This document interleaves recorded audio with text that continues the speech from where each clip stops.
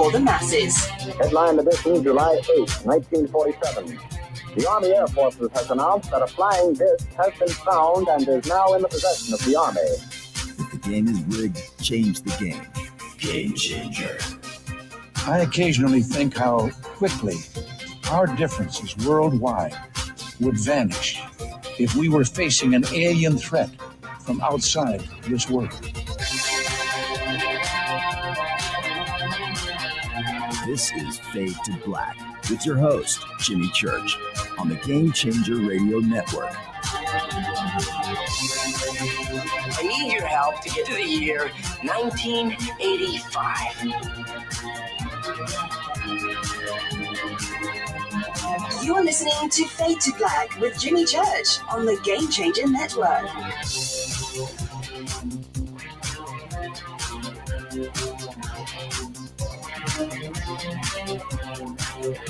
Good evening, Fade to Black. Bespoke Radio for the masses. Yeah, man, how you doing? Today's Monday, September 12th, 2022. Let's do this, man.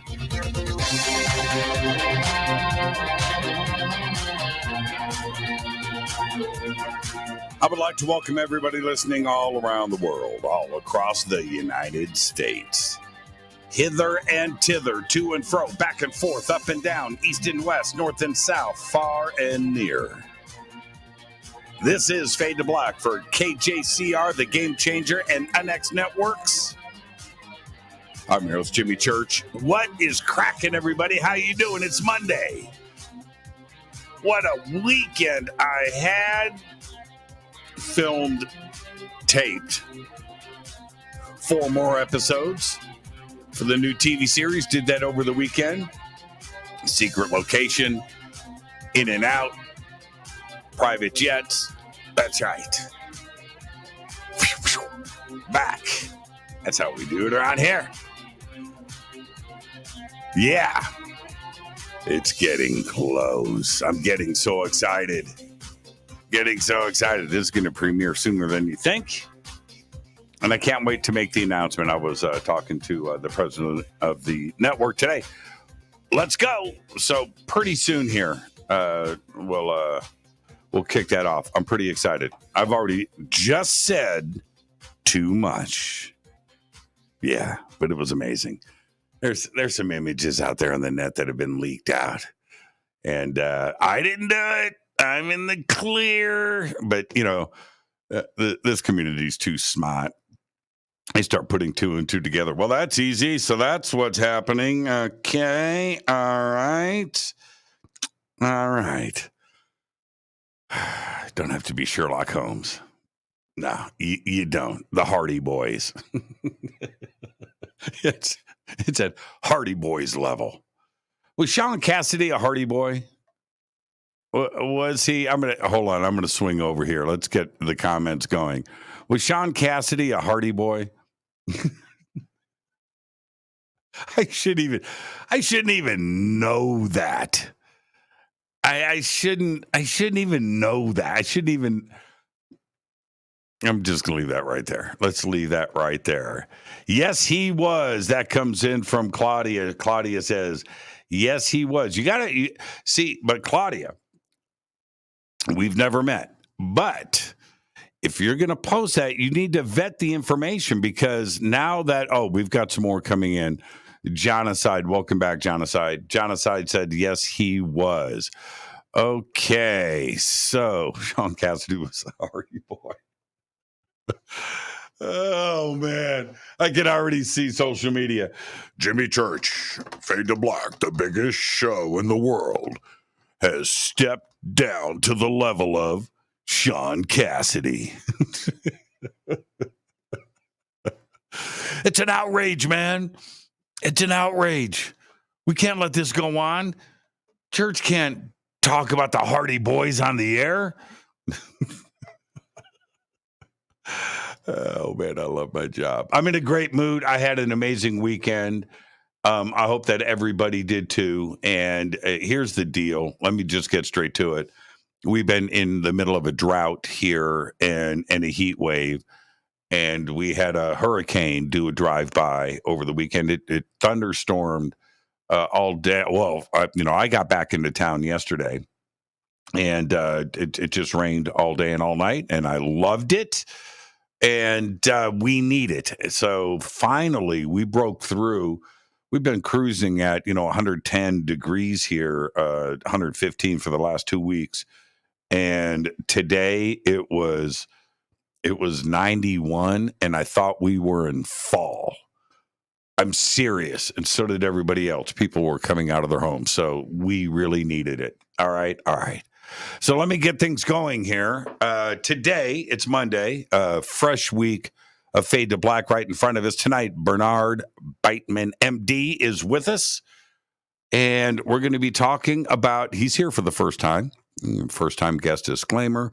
We're going to be talking about his new book. I have it here, Meaningful Coincidences, an amazing read. I recommend this to everybody. The link for it is below. You can head over to his website and check it out right there. It's an amazing book, an amazing read. And so that's tonight. Tomorrow night, another first-time guest, and it's another big one. Timothy Hogan, Grand Master worldwide of the Knights Templar, is with us. And tomorrow night, we are going to be talking about secrets of the Templar. And that is tomorrow night. Get ready. It's a big show. And then, if that doesn't top it all off, Wednesday night, Richard Doty is back with us. And I want to talk to Richard about misinfo and disinfo that may or may not be going down right now in our community and ufology. All right. And what does Richard know about all of this? What does he think? That is Wednesday night. And Thursday's another Fader night with open lines all night long. So that is a week right there. It's going to be great. So welcome, everybody. If you're new to the show, just get ready. This is it's going to be a great week for all of you first timers coming in, because you're going to get a taste of what this show is all about. Because tonight's subject, coincidences and synchronicity, as everybody knows, I've been doing this show for 10 years. I've been talking about coincidences and synchronicities here when I hosted Coast to Coast over the last 6 or 7 years. This is a subject that I think about every day, and I talk about it every day. And I'm going to speak a little bit more about that, and Bernard Beitman is going to be with us at the bottom of the hour. Now, I will be hosting and emceeing again this year the biggest conference in the world, the Conscious Life Expo, this February 10th through the 13th at the LAX Hilton. Tickets and information, it's easy to do. The links are below, consciouslifeexpo.com. It's a big conference. And I love hanging out with all of you. You're wearing the Fade to Black T-shirts, and I get to walk around a conference like that, with 15,000 people. And my joy of walking around there isn't doing the emceeing, isn't speaking, isn't grabbing the microphone and feeding my ego. No. You know what my joy is? Walking down a hallway packed full of people and looking at the Fade to Black T-shirts. I swear, that's it. That's why I do it. I do it for that right there.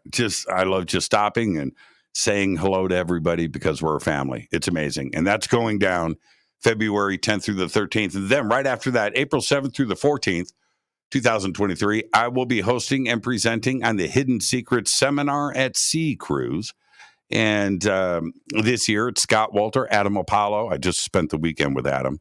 Nick Pope, Brad Olson, and Vivian Chauvet, and so many great speakers. So go check out the list and book your tickets, and let's take a cruise together, okay? And I think it's got the world's biggest water slide.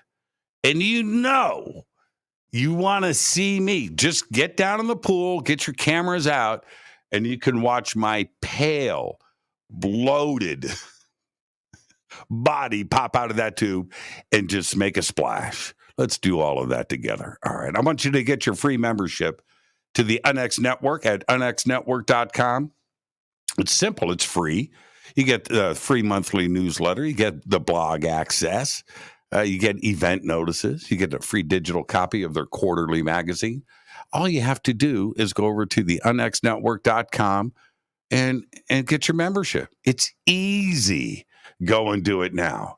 All right. And now, because of what is going on right now with the heat wave and things, EdenPURE has decided to extend through the week their 3-pack special. And now winter's coming. Winter's coming. So you need 2 things going into winter. One of those I'm going to announce next week. The other one is you've got to have the EdenPURE. Viruses, right? Think about that. Winter's coming. You need the EdenPURE Thunderstorm throughout your home. It is USB. You can plug it in the wall. It's small. It's portable. Put it in your car and get rid of those germs and viruses throughout the winter. That's what you need. You need to get the EdenPURE Thunderstorm. 3-pack special promo code is Fader3. The links are below. EdenPURE loves the Fadernauts. You can follow me on Twitter at JChurchRadio. The Sandbox is hashtag F2B on Twitter. It is always live to my right. Lord Nelson, that's one of my favorite pictures of all time. Thank you for posting that. You can check out the Sandbox. You know how many tweets go out during this show? 1,000, 2,000 tweets. You guys are crazy and active, and I love the Sandbox. Come and hang out with the rest of the Fadernauts right there. You don't want to touch the YouTube chat. No, you don't want to touch the YouTube chat. You can if you want, but they talk about everything in that chat but the show. Yeah, go check it out. See, the Sandbox stays show-centric. The Sandbox, Twitter stays right there with the show. Not the chat rooms. You guys, man. It's so distracting to me. I don't want to do the show. I want to hang out in the chat. I want to talk about canned hams, whatever you guys are talking about right now in the chat. I don't know, bacon. You guys, the chat room is so much fun. So there you go. All right, let's get to the breaking news. The Ukraine's military's stunning offensive gained momentum today, reclaiming several more northeastern villages and forcing the retreat of overwhelmed Russian troops from the region. A Russian-installed official, that's right, in the Kharkiv region said Ukrainian forces outnumbered Russian troops by 8-1 and had broken through all the way to the Russian border. Ukraine President Vladimir Zelensky said that they have liberated more than 3,700 square miles in the east and south over the last 7 days. Over the weekend, I lost a friend of mine. His name is Jeff Slingluff. And this show tonight is dedicated to Jeff. I posted some stuff over on Facebook. He was a very, very dear and close friend of mine, and it tore me apart. And this is the deal. I want to reach out to his family, his kids, and everybody that knew him. I know that they're listening now, and our thoughts are with you. And Jeff was the center of our world. All right. Merriam-Webster announced the addition of 370 words to their dictionary, including sus, cringe, and yeet.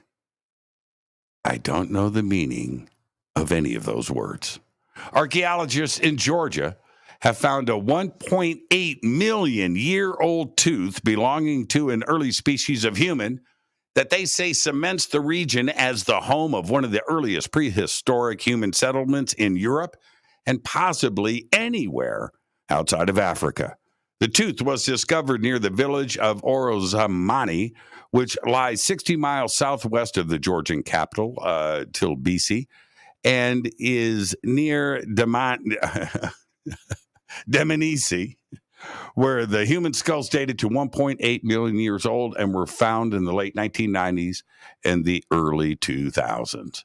Now, check this out.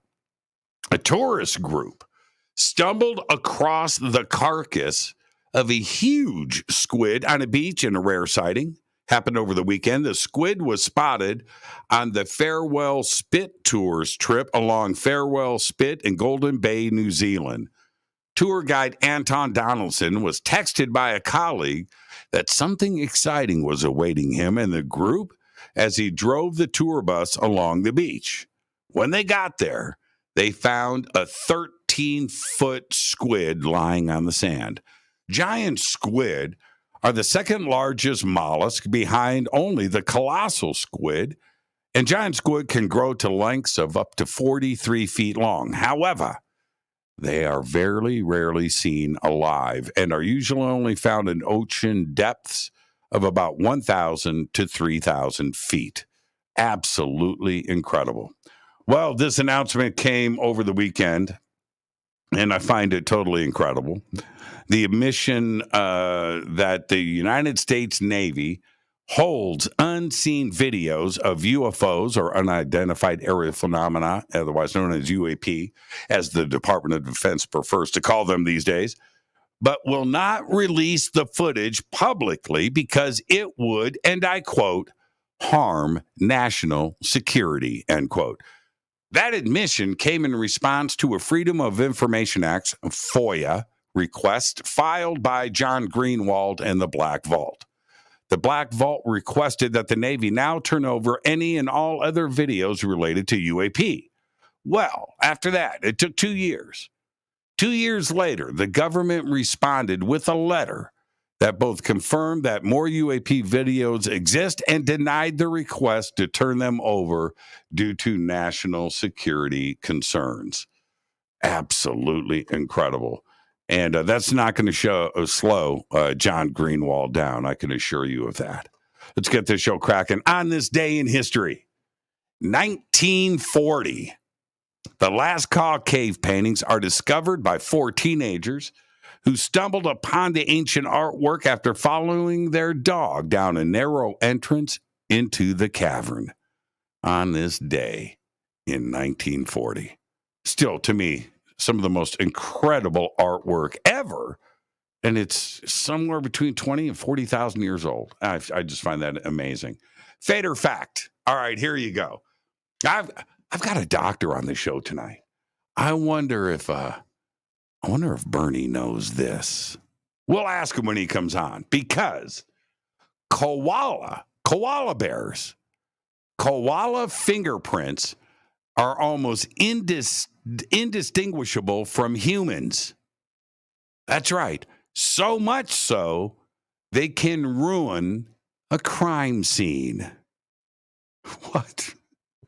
I looked it up today. I vetted this. I did not. Koala bears, right? CSI. And koala bears coming in, man. Let's just mess this whole thing up. CSI. CSI Los Angeles.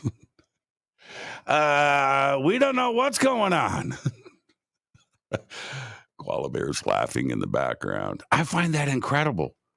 Not monkey, not chimpanzee, not apes, koala bears.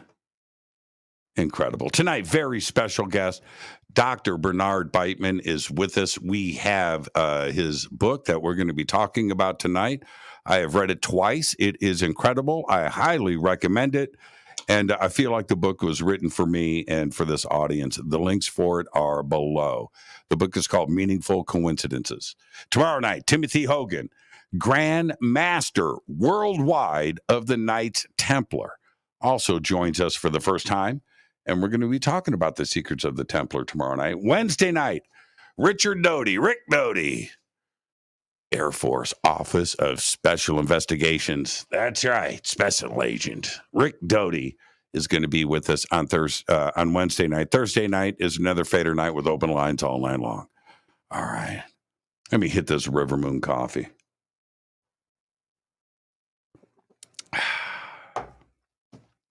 Fade to Black blend. It's the best coffee in the world. When you get it, you're going to look at it, and there's a picture of me, right? I still haven't gotten over that. Right there. Fade to Black blend. It's amazing coffee. And over the weekend, I had to fly out of town. I get this shipment from River Moon. I get it every month. This happened to be while I was on my way to the airport. And so I get back, which is last night, and open up the box. They sent me, normally they just send me 5 or 10 1 pound, bags. And that, no, not this time. They sent me like this 10 pound bag with the giant picture, and they autographed it. And it's pretty cool. And I took pictures of it. I'll post it tomorrow. But how much do I like my coffee? Apparently 10 pounds at a time. All right. rivermoonwellness.com. All right. So tonight we're going to be talking about coincidences, synchronicities, all of that stuff. And Dr. Beitman's going to be with us here in just a few minutes. But I talk about this all the time. And today, okay, so here's the deal. I keep my eyes open. I keep my ears open because I enjoy when a coincidence goes down. I stop the world. I enjoy the moment, and I smile, and then I can't wait to come on Fade to Black and tell you guys what happened. Right? I do this every day. Tonight, I get to talk about this with Bernard one-on-one. It's a big deal to me. But I was sitting here thinking a couple hours. This is a couple hours ago. This isn't like right up to showtime. That today I've had like 5, right? And knowing that we're going to be talking about this book tonight, I'm sitting out on my front patio. I've got my little espresso glass, and I'm sitting out there with the hummingbirds. It was like 1, 2, 3 coincidences, 10 minutes. And I was like, I got to remember these. Now, here's the thing. I think that so many of us, and how many times have I talked about this on the show? That so many of us get acclimated to the coincidence that we may stop and recognize it at the moment, but then we move on because we know that they happen all the time. And so you go through the day, have an incredible thing happen, right? The next day, do you remember the coincidences of the day before? Right? And that's what I go through. So today, I'll just share a couple with you.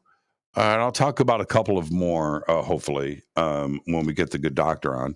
But this is the thing. Today, when I woke up, I said to myself, I haven't talked to Adrian Valera in about a week. All right. Now, sometimes we go a week or two without talking to each other. It's not unusual, but we've got some things going on, and I've been very busy. And I thought to myself, I got to reach out to Adrian today, and we've got to lock some stuff down. And note to self, call Adrian. All right. Now, on All That I Love, on Everything That Is Holy, I get this text.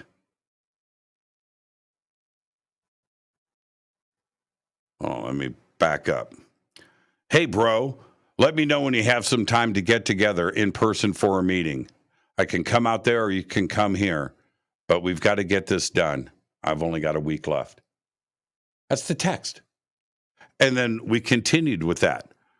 You need to stop and recognize what caused Adrian to do that. We're going to talk to Bernard about this in a minute. And after that, and I thought, man, I just love this when it happens, right? And then right after that, I get a call from Chris Bledsoe. All right, I'm talking to Chris, and I'm on my front porch, espresso cup, All right, front porch, same time span. And I'm talking to Chris. Chris, how you doing? Yeah, the new book is out. This is great. Or it's coming out. It's going to be released. Congratulations. And so I spent about 10, 15 minutes on the phone with Chris. While I'm on the phone with Chris, a text comes in from his son, Ryan Bledsoe. And I get this text. Let me show you guys. I go, thank you, Jimmy. That's his text to me. What's going on? And I say, funny, I'm talking to your dad right now. You got to love the universe. That's what I said. And he replies back, that's so weird. And then this is today. And then I said, kinda, but not really. Ha, ha, ha. You need to pay attention to these things. You need to enjoy them when they happen. I went back to Chris and I said, dude, the universe is talking to us right now. And he said, why? I said, Ryan just texted me. Oh, really? How's he doing? I said, he's your son. But there's a reason why all of this happens. And I did the same thing with Adrian, and we are laughing about it, but that is the connectivity of the universe. And I love all of it. And tonight I get to explore it with one of the best, Bernard Beitman, MD, right there. The book is called Meaningful Coincidences. You guys know my passion about this subject. Tonight we're going to go deep. All of that and much more. This is Fade to Black. I am your host, Jimmy Church. I'm going to take a quick break. I want to remind everybody, we've got a busy week here on the show. So tonight, it's Bernard Beitman, and tomorrow night, Timothy Hogan, Grand Master of the Knights Templar. Wednesday night, Richard Doty is back with us. Thursday is another Fader night with open lines all night long. I'm your host, Jimmy Church. This is Fade to Black. Be right back after this short break. Stay with us.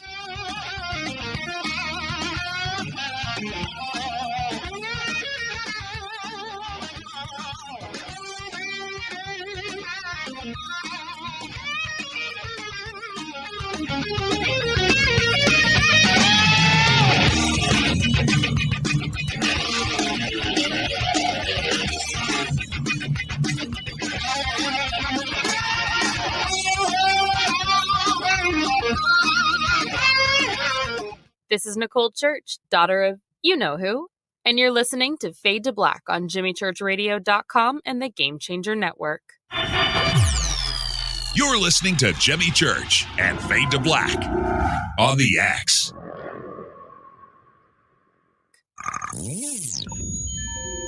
You're listening to Jimmy Church, Fade to Black. Fade to Black will now pause for alien identification. The station that talks the net. When you take the beans from Central America with dashes of Indonesian and African mixed in and then roast it to the dark side of Fade to Black, you create the ultimate brew of fringe. Introducing the Fade to Black blend from Rivermoon Coffee. Yes, Rivermoon's darkest customized roast was created for the love of Fade to Black. The alchemy of masterful roasting and smoking the beans is in every sip of this full-bodied, dark Java. I need my coffee dark, deep, with distinct bittersweet chocolate highlights, just like the bunker. Leaning further into the darkness of the roast is Fade to Black blend from Rivermoon Coffee. Just click on the banner at JimmyChurchRadio.com and use the promo code F2BBLEND for 15% off of your order today. This is the only way forward. This is Fade to Black. Make contact. This is Jimmy Church of Fade to Black, and you can get our podcast for just $2 per month. All you have to do is click on the podcast banner over at JimmyChurchRadio.com. Hello, Fadernauts. Jimmy Church here. You've seen me with my Thunderstorm. Now you can purify the air in your home and get healthy, clean, fresh-smelling air and eliminate odors just like I do right here in the bunker. The EdenPURE Thunderstorm uses oxy technology that naturally sends out O3 molecules into the air, which seek out odors and air pollutants in your home and destroys them. It's called a thunderstorm because it purifies the air just like after a thunderstorm. And right now, you can save $200 on an EdenPURE Thunderstorm 3-pack for whole home protection. With this special offer, you're getting 3 units for under $200. Seriously. Go to EdenPureDeals.com and use Fader3. Shipping is free and it's easy. Just scroll down. You'll see my name right there, Jimmy Church. Click on it and get your deal today. That's EdenPureDeals.com. Do you have an interest in the paranormal? Then you'll love the UnXNetwork.com. The X is your streaming audio and video for everything supernatural, strange, and mysterious, like UFOs, Bigfoot, ghosts, and so much more. From hosts like Jimmy Church, Whitley Strieber, Micah Hanks, and Christina Gomez. Visit the UnXNetwork.com show page for a complete list of all the paranormal programs you'll find on the X. Be sure to follow us on Twitter for updates at KUNXDB. Follow our Facebook group, UnX Network. Find the podcast on Spotify, iHeart, Audible, and Apple Podcast. It's time. It's new. It's the X. 9 out of 10 geneticists agree. Fade to Black is not your father's radio show on the Game Changer Radio Network. Hi, this is Rob Reiner from Anvil, and you're listening to JimmyChurchRadio.com. What's up? I'm Chris. What up? This is Kyle Massey, and you're listening to Jimmy Church Radio.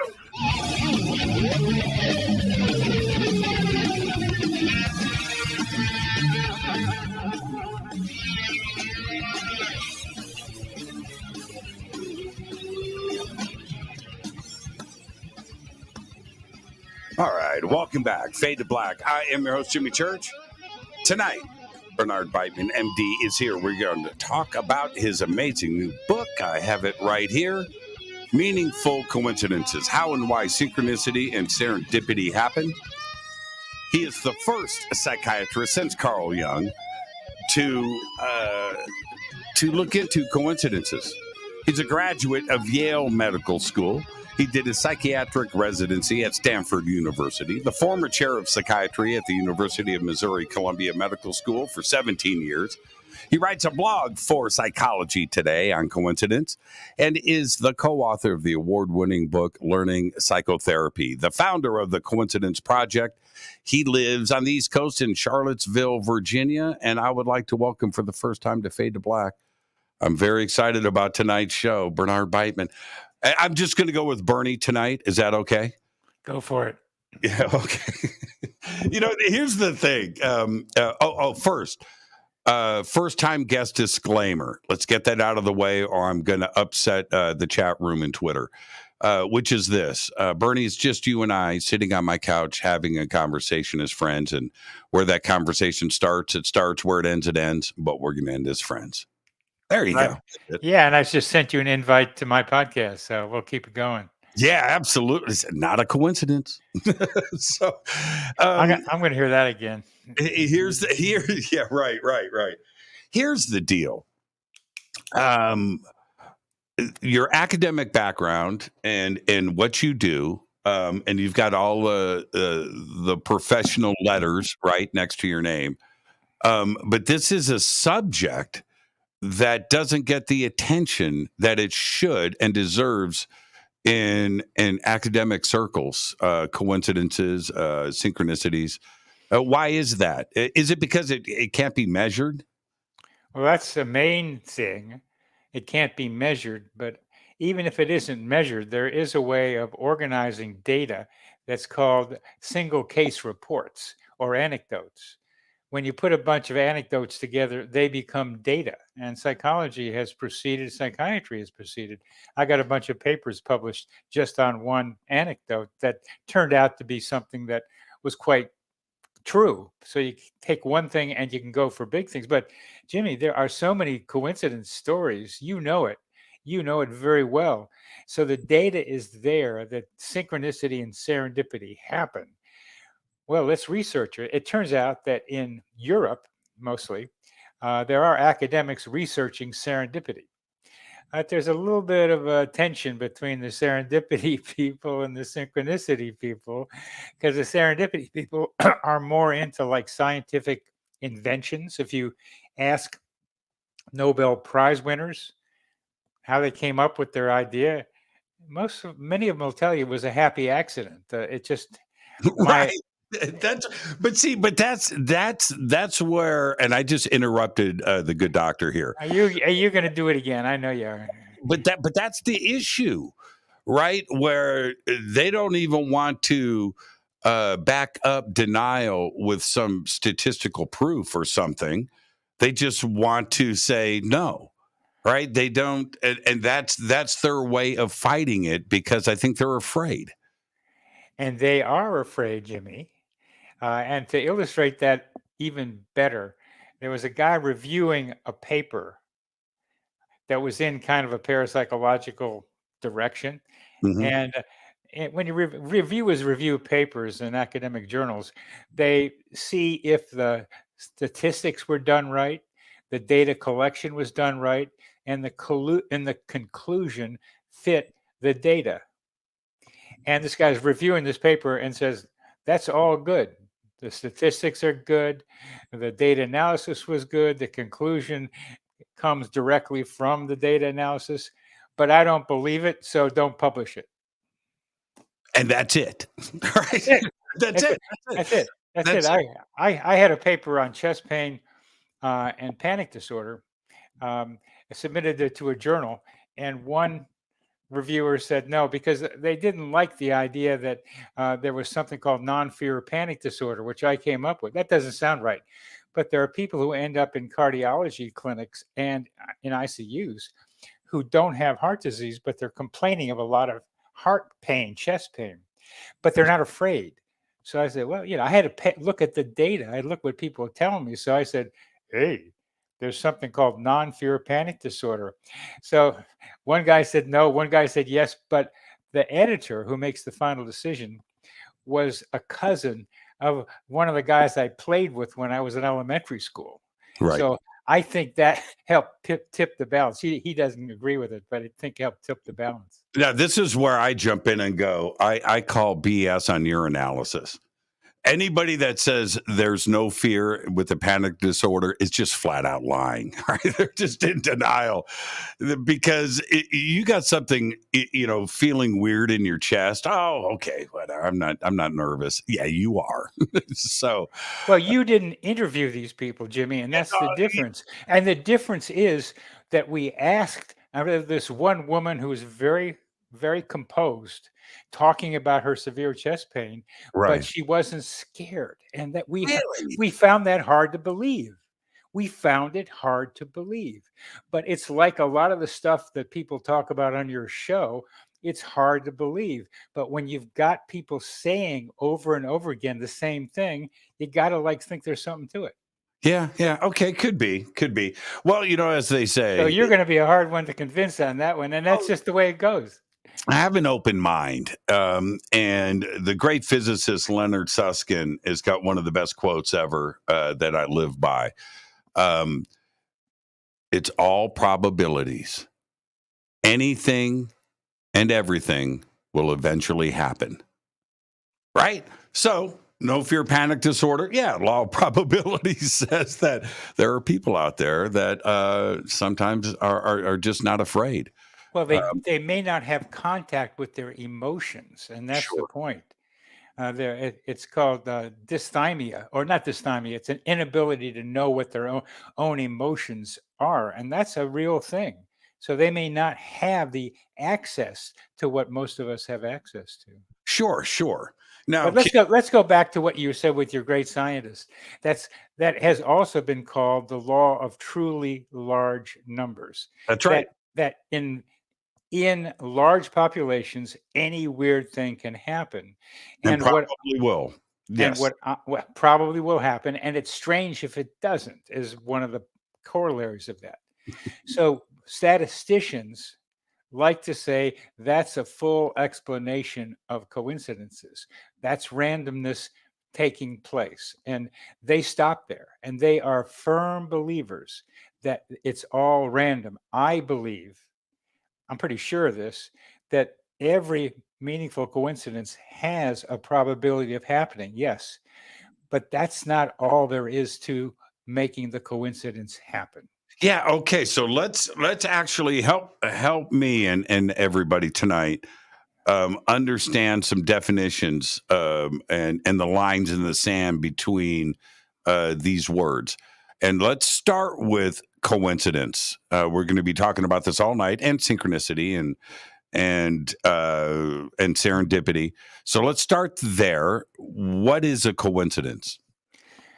A coincidence is the coming together of two events that are not obviously causally related. They have their own probabilities of happening. They seem to emerge from each different places, and they come together usually around the same time. And there is a suspicion that there might be an explanation, but there isn't one yet. And so there may never be, but the idea that there might be an explanation leads to one of the corollaries of all this, is that once you have an explanation for a coincidence, then it's no longer a coincidence because you know what made it happen. So people who believe in probability or randomness, more specifically in chance, say there are no coincidences because they can all be explained by randomness and chance. Okay, so let's stay on coincidence for a second. Yeah. We'll discuss this deeper later on in the show. You know, what causes or the possibilities of the causality of this. The word entanglement comes into play here, and this is my take on it. We understand, well, certainly this audience does, because we talk about entanglement in all of its forms a lot on this show. An entanglement being in its simplest form, a particle interacting with another particle in real time, right? Not at the speed of light, but the speed of now, changing direction, whatever it may be. Okay, so there's that. But how do particles get entangled? Okay, so you have two people, friends, standing next to each other, having a conversation. And then interaction throughout. Is there a possibility of entanglement between two people, and then over vast distances, this interaction may play out? Now, it may be an explanation to a coincidence, but I have gotten to the point where I have a friend. Her name is Lori Wagner, and I swear on all that is holy, if I ever want to talk to Lori, and we've done this so many times. She calls you. Yep, I pick up my phone and I look up her phone number. That's what I do. And my phone rings in my hand. Yep. Now, that's beautiful. That's beautiful. And we laugh every single time, man. You know, and it goes back to, she's doing it on her end. Right. And she's not the only one, but the two of us just laugh about this, and we do this all month long. Is that entanglement? Is there another explanation here? But it's gotten to be where I think this can be measured and put into the laboratory and proven. It has. It has. The idea has been tested, not in the laboratory, but out in the real world, where 4 people were going to call a single person, and that single person had to guess which one of the 4 is calling. And the person who had to guessed correctly at about 50% of the time, when 1 out of 4 should be 25%. Sure.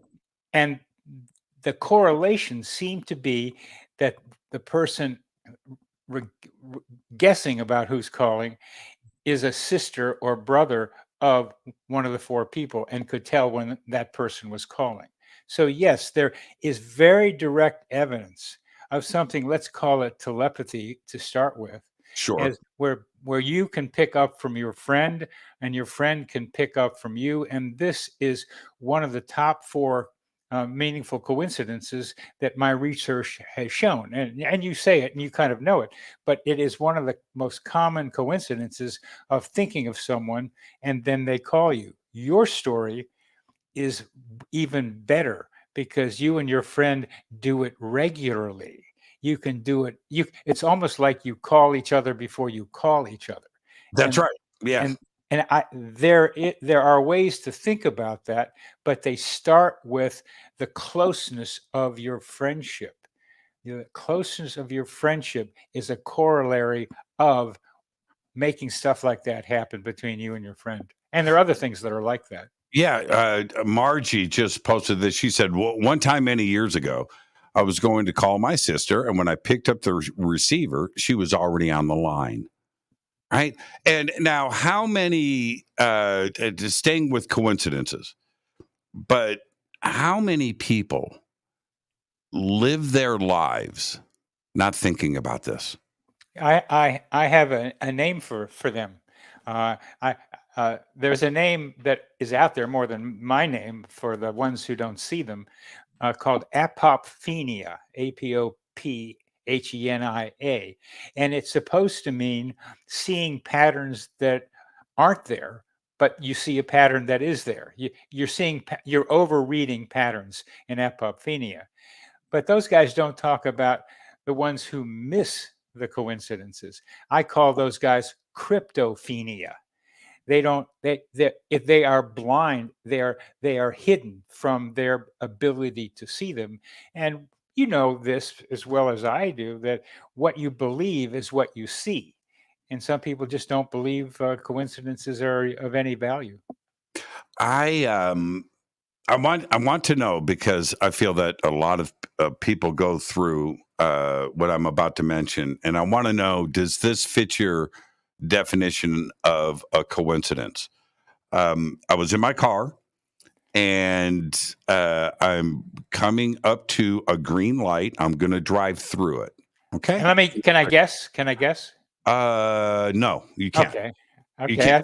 can't. Okay. Because I know you're going to be right, and it'll kill my story. All right. Okay. And to my right is a man and a woman standing on the street corner. And the woman puts her foot into the crosswalk. Okay, she's going to cross the street. I'm coming, and I'm doing 35 miles an hour. I got a green light. I hit the brakes. She gets back up on the sidewalk, and at that moment, this white pickup truck runs the red light in front of me. Now, and so immediately, and it blows through. And by the time I got through the intersection, I had already said to myself, something weird happened. If she hadn't have stepped into the crosswalk, I would have been killed. Right? Right. But not only did she step into the crosswalk, but I saw her. Yeah, you better have. Yes. Right. I saw her put her foot in and just that nudge on the brakes for me to slow down to see if I had to stop or not. Right. But that little delay, that 1 second, kept me out of the intersection from when the truck blew through at full speed. Now, is that a coincidence? How do we define that? Well, let's talk about the difference between meaningful coincidence and a mere coincidence, or just a coincidence. A meaningful coincidence, this is a meaningful coincidence because you got your life saved as a result of her stepping there. So her stepping there and the car and the truck running through didn't happen. What you had was a coincidence in which the being hit by the truck didn't happen. And that's an important coincidence too, because you could see that it would have happened. So it was very meaningful to you. That's why you're bringing it up. You're still here talking with us. Right. And I was asking, I would have guessed a little differently. The general title I'm getting to see is not proceeding through a green light at a crossroad. And the other three stories that I've heard recently is one person says a voice told me to get in the right lane instead of the left lane. Same thing, she would have gotten hit. Another one is a girl getting a phone call from her brother who she hadn't heard from a long time. And so she stopped as she was going through the green light. Otherwise she would have been hit by a truck, just like you. Right. And sometimes it's just, I felt I shouldn't proceed. I just felt it, and I listened to that. So you add a different version of the woman stepping into the walkway, and that's another way I'm learning that not getting hit going into the cross thing is the way that's your life saved. Now check this out. This just I love this. This is a great story. It's a great story. And what I want to hear what you have to say, but my job in all this is to show the data that these things happen. And this going through the intersection one is clearly a variation, has variations on it with the same basic structure. And that's what I love doing. Then we start thinking about how that happened. Yeah, like this here. This is from Rapid Randy Hughes. He says, I missed a massive interstate incident today due to giving myself an extra few minutes to sleep this morning. I left the house a little late and I missed an accident by a few hundred feet. Well, that's close. That's further away than what you would have had. Yeah. And what I enjoy about these comments, and thank you, everybody's engaged, is that some people stop and know and recognize the moment, appreciate it, and think about it. And the vast majority of people just don't care, and they don't think that there's anything special except for getting up and going to work and paying your mortgage, and that's all there is to life.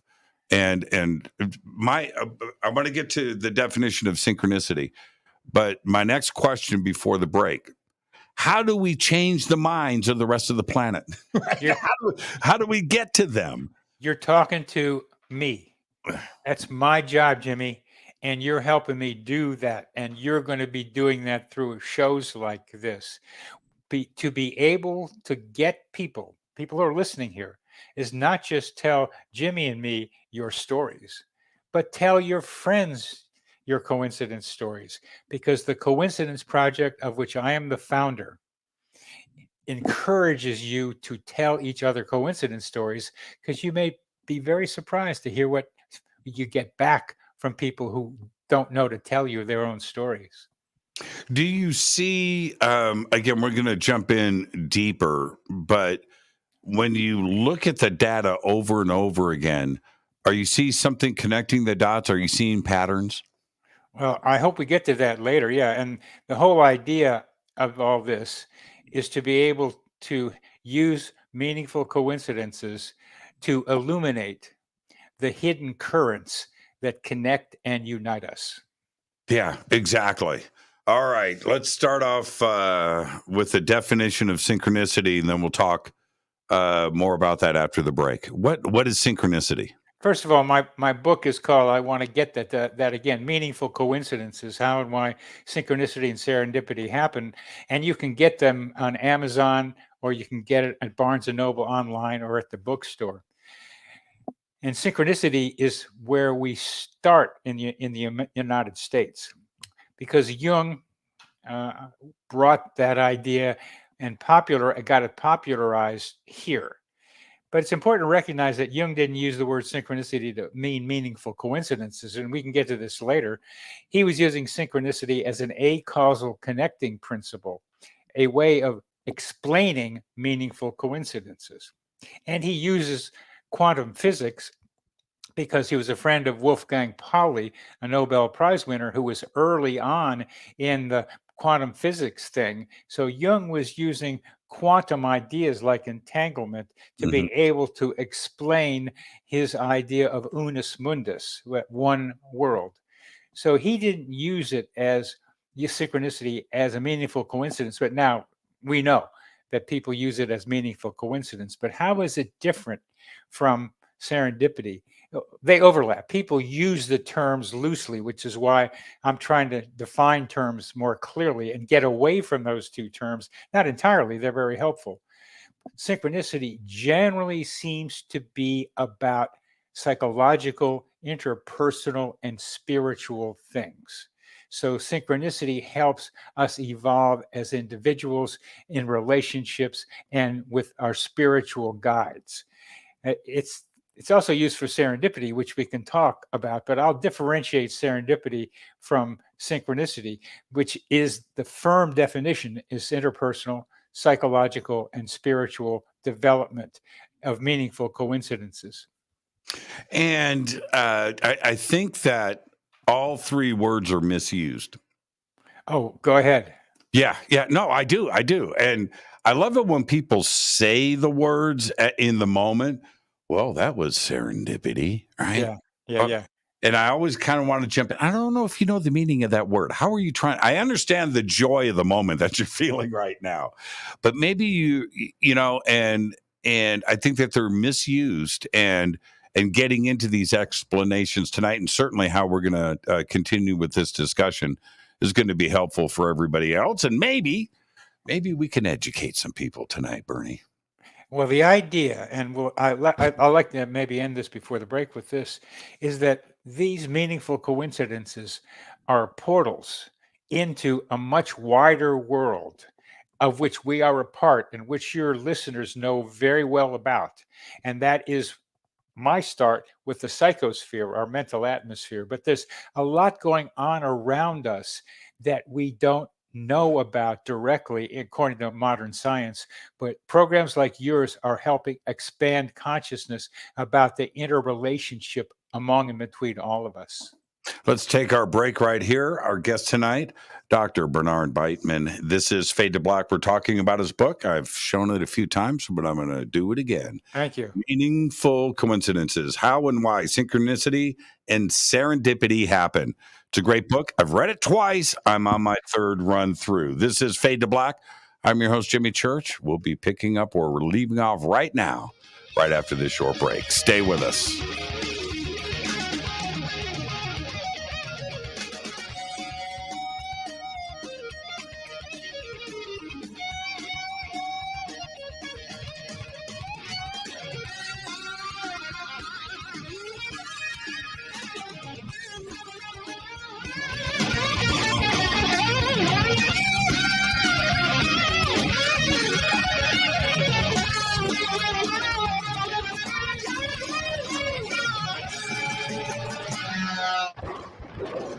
This is Fade to Black with Jimmy Church on the Game Changer Radio Network.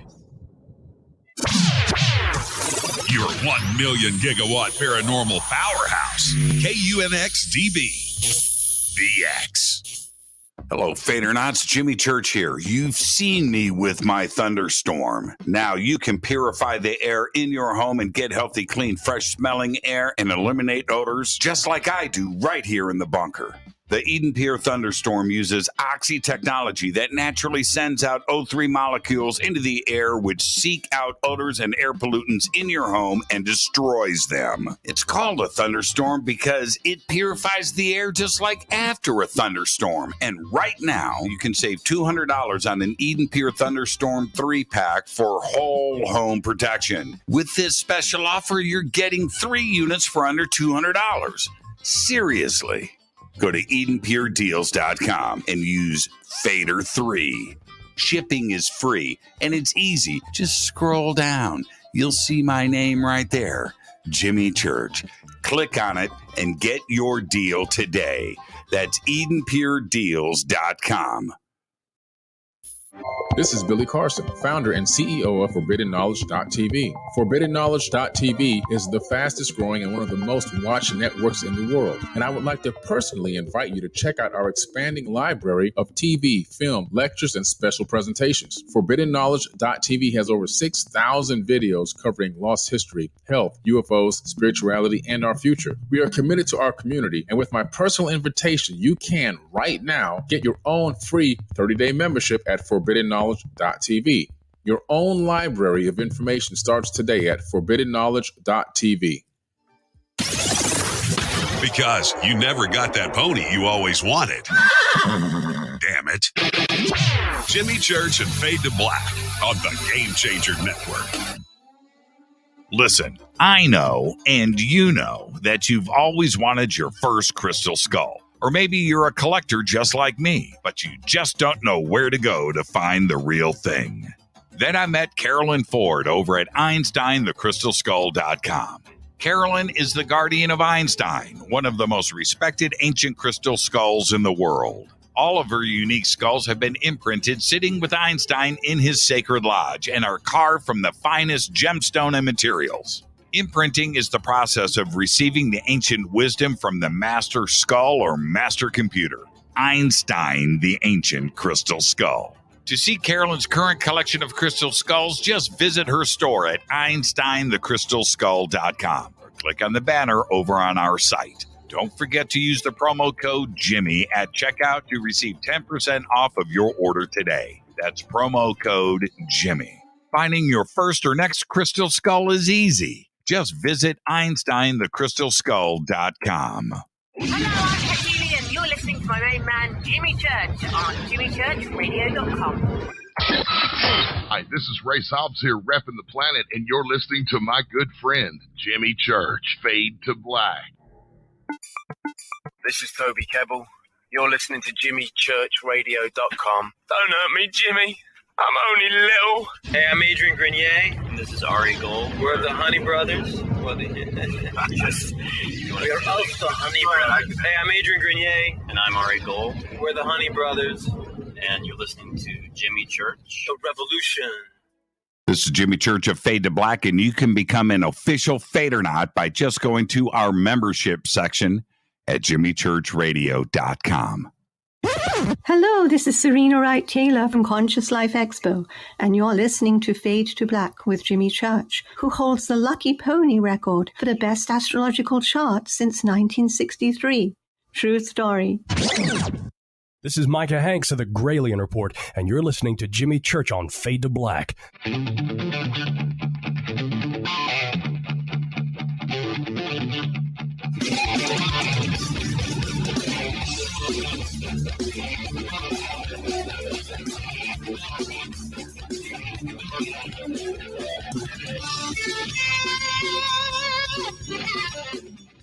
Welcome back. Fade to Black. I am your host, Jimmy Church. This is the show tonight. So looking forward to this. Great conversation so far. Dr. Bernard Beitman is with us. And we're talking about coincidences tonight and his new book. Then the links for it are below. One of the things, Bernie, that is happening right now in the chat room, and I know this is going to sound strange, but it's a reality for me, is I watch the conversation do its flow during the breaks, and the audience loves to talk about food. All right, what are they eating now while they're listening to the conversation? And I'm watching the string of coincidences, going down. I love that. That's what I'm going to do. I'm doing the same thing over here. It's funny. Why? And that's it in real time, isn't it? And is it because we're entangled, right, on the show that we're all like on the same page? What's going on? Well, the entanglement idea is a favorite of a lot of people. Sure. And it's gotten used a lot. It's been stretched a lot. As you said earlier, it's about two particles that become entangled, that are entangled. And you asked a wonderful question, Jimmy. How do they get entangled in the first place? And when you do a scientific experiment with entangled particles, it's a big deal to get a photon or a pair of photons, a pair of electrons together so that they are entangled. That's not an easy thing to do. So that's a good question. I couldn't understand how they did it because it was kind of difficult. The question I have, and many others do, is just because you can separate two particles that are somehow entangled at vast distances and disturb the spin on one, and that instantly, as you said, instantly faster than the speed of light, which is not supposed to happen, the other one changes too. And that's remarkable, and it's proven over and over again. And what people are trying to do is make bigger things, like maybe a boron molecule, which is bigger than an electron or a photon. But you can't get to human beings yet. To call human beings entangled is using the metaphor, but not at the actuality.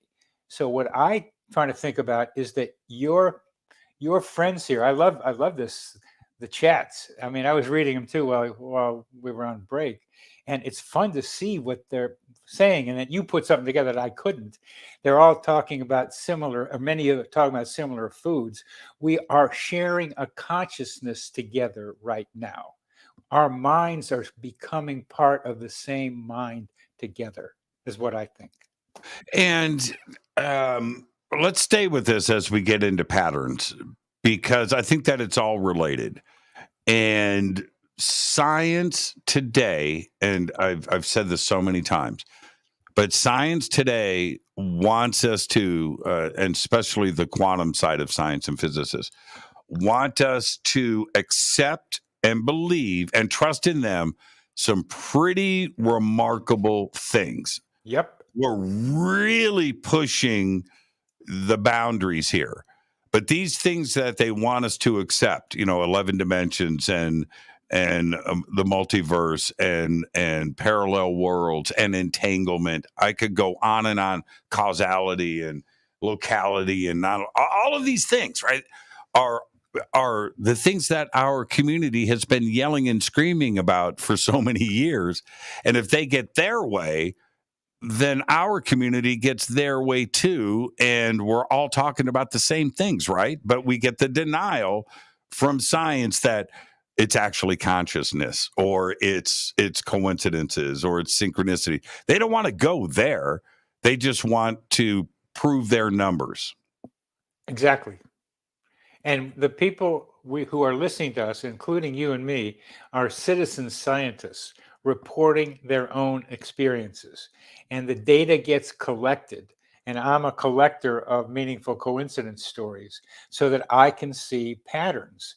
And I go kind of slowly from the ground up. I played football in high school and in college, so I'm used to having my cleats in the ground, but I reach for the ball being passed to me. So I like to reach up too. And I'm reaching up slowly and seeing where this is taking us. There's more going on out there, and you understand we're all connected. You understand that very well. And you've heard story after story that tells you there's a lot more going on.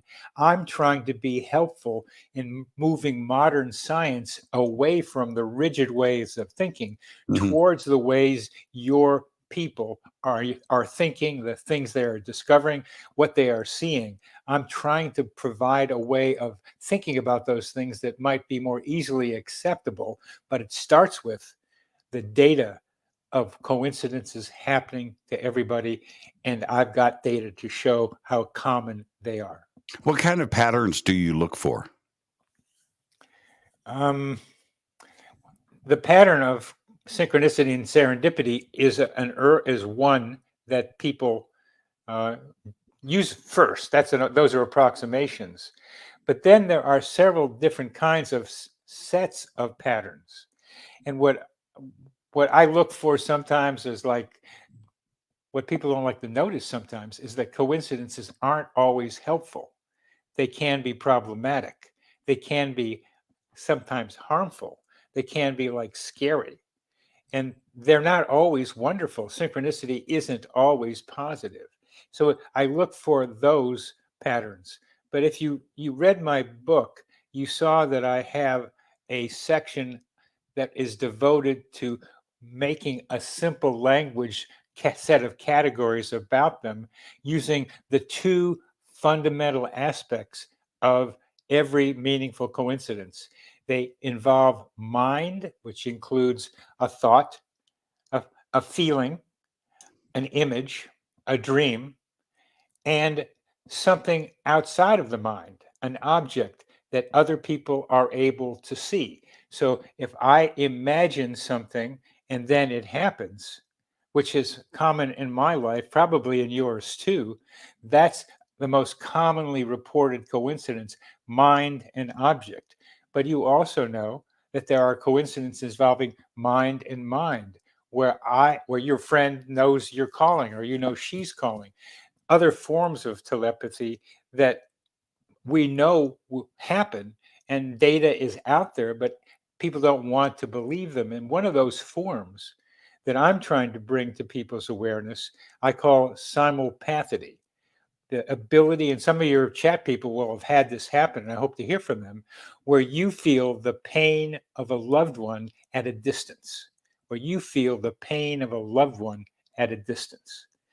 And the story that got me going with that was, as you may remember from the book, is about me and my father. Mm-hmm. That one really got me, and you'll understand. Our audience will understand why. I was in San Francisco in 1973, February 26th, unable to get something out of my throat. I couldn't get it out of my throat. I was choking on something in my throat. That was 11 p.m. San Francisco time. The next day, my brother told me that my father, who was recovering from illness, pretty long illness, but he was recovering, was in the hospital. And at 2 a.m. Wilmington, Delaware time, which is 11 p.m. San Francisco time, my father was choking on his own blood. He died choking on his own blood. So 3,000 miles away, I was experiencing something that my father was also experiencing. So I asked, am I the only one? And I will say this, if it happened to you, it's happened to other people too. That's one of the fundamental things about coincidences. If you think you got a weird one, let me hear it, because I've probably heard it before. But even if I haven't, it's probably going to happen again. So I found out there's good data now. It has been out for quite a while, that people do experience the pain and distress of a loved one at a distance on a regular basis. There's another piece to this where I think that certain universities have an open mind. Okay, not all of them. Most of them don't. But there seems to be, and you mentioned San Francisco, of course, Stanford, and Stanford with SRI, and the early research that went on there, which we can all go back to and use different words for this, whether it's telepathy or remote viewing, and is this entanglement? There's been a lot of research done into this, but there are certain universities that tend to have an open mind for this. Do you feel that we will have courses in the future, and that this will become more mainstream? That's my aim.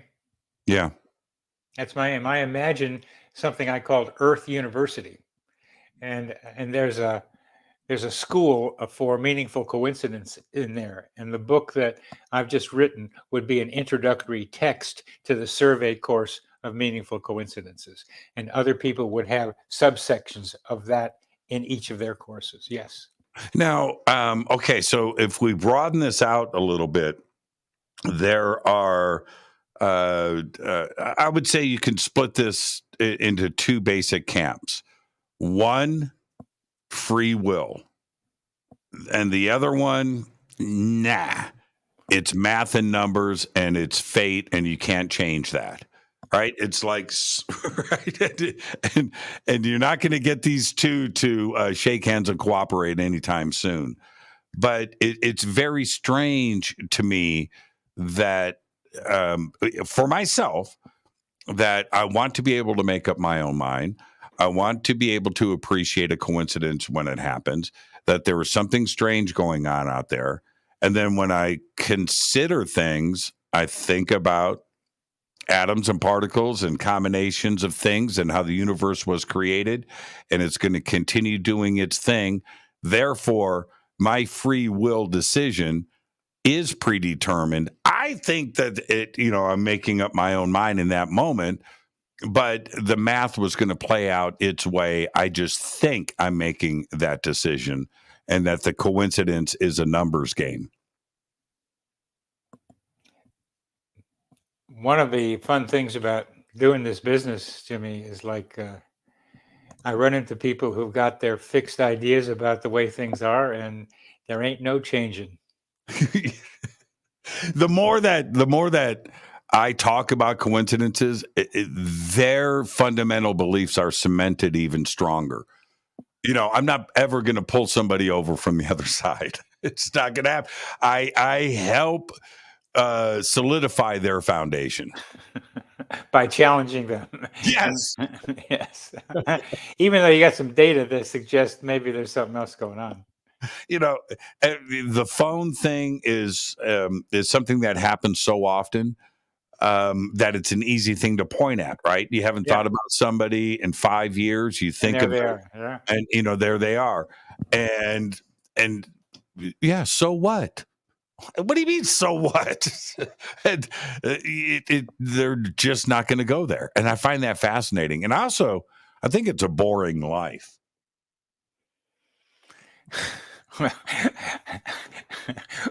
One of the fun things of a psychiatrist, I hate to say it, is a psychiatrist who knows the universe is random. And he says, once you learn and accept that it's random, then you deal with it and you find whatever meaning you can find within this random universe. It's all you making it up. Now, okay, so now let's go back to coincidences and doctors. I believe that the medical establishment out there that is dealing with chemistry and science and pushing things forward and cures and all of that, in most cases, it's just a black and white way of life, and we need that, right? But they are the ones, like yourself, that are the most profoundly moved when something happens. And I think that there are coincidences in their life. It could be a miracle. It could be a life after death thing. But when those they are the ones that are the most profoundly changed, that speak the loudest. And I don't think that is a coincidence. Why don't you think it's just, why do you think that is? Because we need, and I shouldn't say we, people trust the opinion of a doctor, right? They can't be crazy, right? And so if a doctor says, I just went through this experience today, and this patient said something to me, and now I believe that there's something going on in the world that I don't understand. Well, people are going to trust that opinion because it comes from a doctor. Well, that's why I maybe have a fortunate position, because I went to some fancy schools and I've done a lot of academic stuff, including research. So I have what might be credentials that is able to support what you just said, that maybe they'll listen to me because I've got that MD next to my name. And I've been kind of trying to be careful about how I define things. Sure. And for others in that let's just call them professional academics. It doesn't matter what the background is. But they need data, right? They need the data. That's what they are going to look at. They don't, eyewitness testimony is cool, but it's not enough, right? So having you present the data to them in a language that they can understand, that's probably a good way forward, isn't it?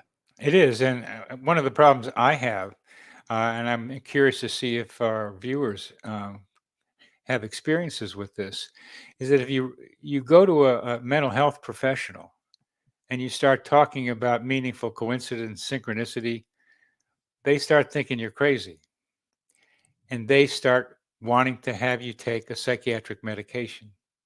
And part of what I'm trying to do is suggest that, no, these are not uncommon experiences, and they can be used for psychological development.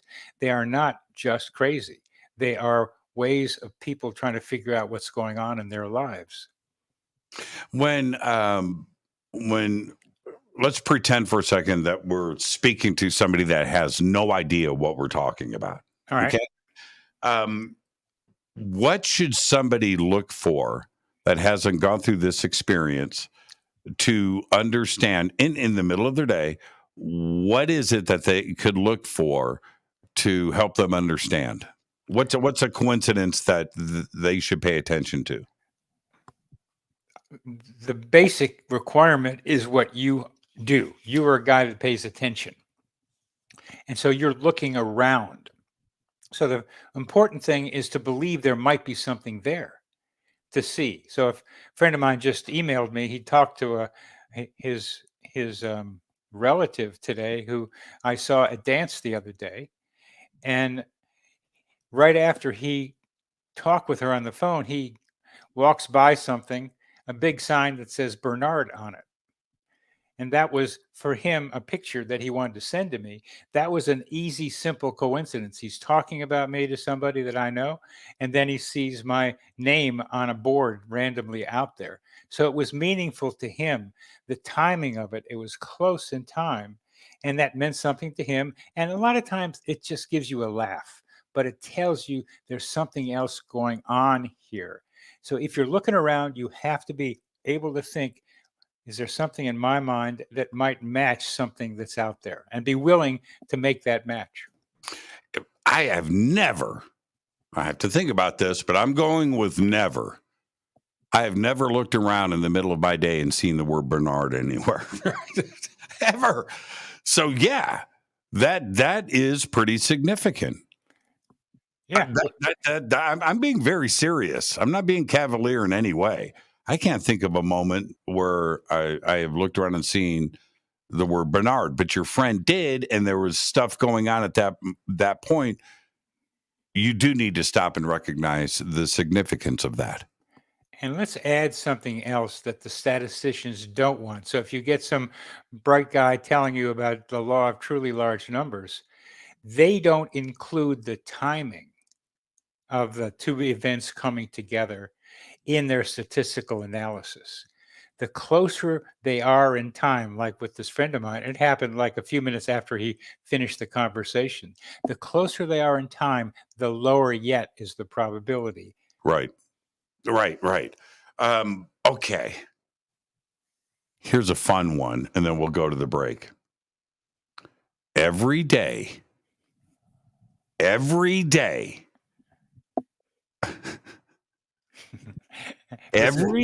What's this, AA or something? I have a clock in my family room underneath my TV, big digital clock. It's like this big, right? I never look at it. I look at it once a day. Once at 11:11. And it's gotten to the point where I laugh, but I think that there's something very provable here. I don't walk through and look at it. Oh, it's 3:35. I've got something to do. I don't look at it, but I do at 11:11. I just glance, and there it is, and I sit back and I laugh. But something is going on there much deeper, and I don't think it's something simple like my brain is just now programmed and it knows when it's at 11:11, and you're going to look at it at 11:11 because you get some kind of dopamine rush and your body enjoys the moment. Maybe it is that simple. I don't know. But that's just a strange coincidence that happens to me once a day, every day. And to lots of other people. Yeah. 11:11 is very common because it's the only number in the 12-hour clock that has 4 numbers in it. You don't have two in a 24-hour clock. You can get 4 twos, but you can't in the 12-hour clock. So it's a rare bird among the numbers on a clock. Why that happens? You gave a great explanation for it that I think is part of it. That you get a dopamine surge, you get a laugh out of it, Jimmy. I mean, sure, we're looking for laughs around here, trying to have some fun, Mm-hmm. and you get some laughs. And you're so time oriented. Got to go to break. I mean, you know that we got to do things on time, so you're able to judge time as I am as a therapist to know when it's about time to start saying it's about time. You have that. but there still is something else you wonder about. And all I can do is say the data is there. There are a lot of 1111s out there, and we should be asking what else is going on. Well, okay, so here's the thing. I sit back and laugh. I really do. 1111, I go, come on, man. All right, here we go. Should I do something about it? Is there something I'm missing? Is there a follow-up that I need to do? Well, yeah, I just saw somebody wondering about what to do about it. What do you do after you recognize it? Where'd you see that? One of the people on the chat. Really? Yeah. Okay, see, that's now what do you say that somebody posted the question as I said it? Yeah, ask what do you do after you recognize it? What do you do with it? I don't see that. Okay. So what do you I just saw that while you were talking, so okay. Yeah, ask him. Wait, there it is right there. Ask him what to do with it after recognition. Yeah. Hopefully they're talking about 1111, but certainly this seems not to be a coincidence. Well, yeah, and here this person is listening and following along with what we're talking about, and as you demonstrated, it's the next logical thought. So whether it's telepathy or not, I don't think so. It's just if you're following what we're talking about, it's the next logical question. You ask it, this person asks it. And is there something I should follow up with, though, when I see 1111? You continue to wonder about it, you report it, and you tell other people about it and see what their experience is with it. To try to figure out what's going on is part of where we're going. But there are two meanings to meaningful coincidences. I hope we get in next time. One is explanation. One meaning is explanation. But the other is, what does it mean to Jimmy Church to keep seeing 1111? What does it mean to you is a place everyone should ask. What does it mean to you to keep seeing that 1111 every day? My daughter came in my room, who's not into this show, doesn't care, has never heard it. A couple of years ago, she comes in, and we don't talk about this stuff. I appreciate that, but she comes in my bedroom late at night when I, excuse me. She goes, every time I pick up my phone, it says 1111. Every single, what's going on? She was like frustrated. I don't get it. And wow. I just kicked back and said, welcome to the club. Welcome to the fading to black. That's what I like about that is it shows that you and your daughter are synced. That's what I like about it. Remember, I'm looking for coincidences to show the invisible threads that connect and unite us. Right. This is an example of you and your daughter who's not into it, thinking about the same thing, experiencing the same thing. She's with you, whether she likes it or not. Let's take our break right here. Our guest tonight, Bernard Beitman, and we're discussing his new book. It's called Meaningful Coincidences. I've got my copy. Get yours. The links are below. You can head over to Bernard's website, too, as well. This is Fade to Black. I am your host, Jimmy Church. More with the good doctor after this short break. Stay with us.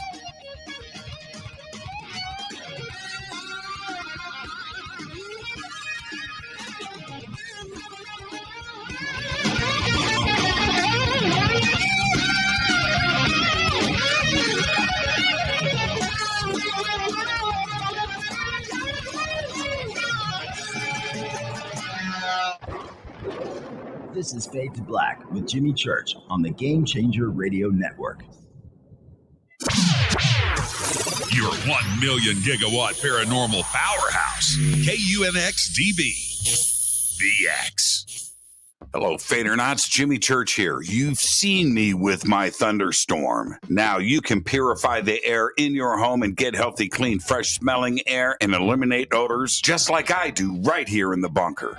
The EdenPURE Thunderstorm uses oxy technology that naturally sends out O3 molecules into the air, which seek out odors and air pollutants in your home and destroys them. It's called a thunderstorm because it purifies the air just like after a thunderstorm. And right now, you can save $200 on an EdenPURE Thunderstorm 3-pack for whole home protection. With this special offer, you're getting 3 units for under $200.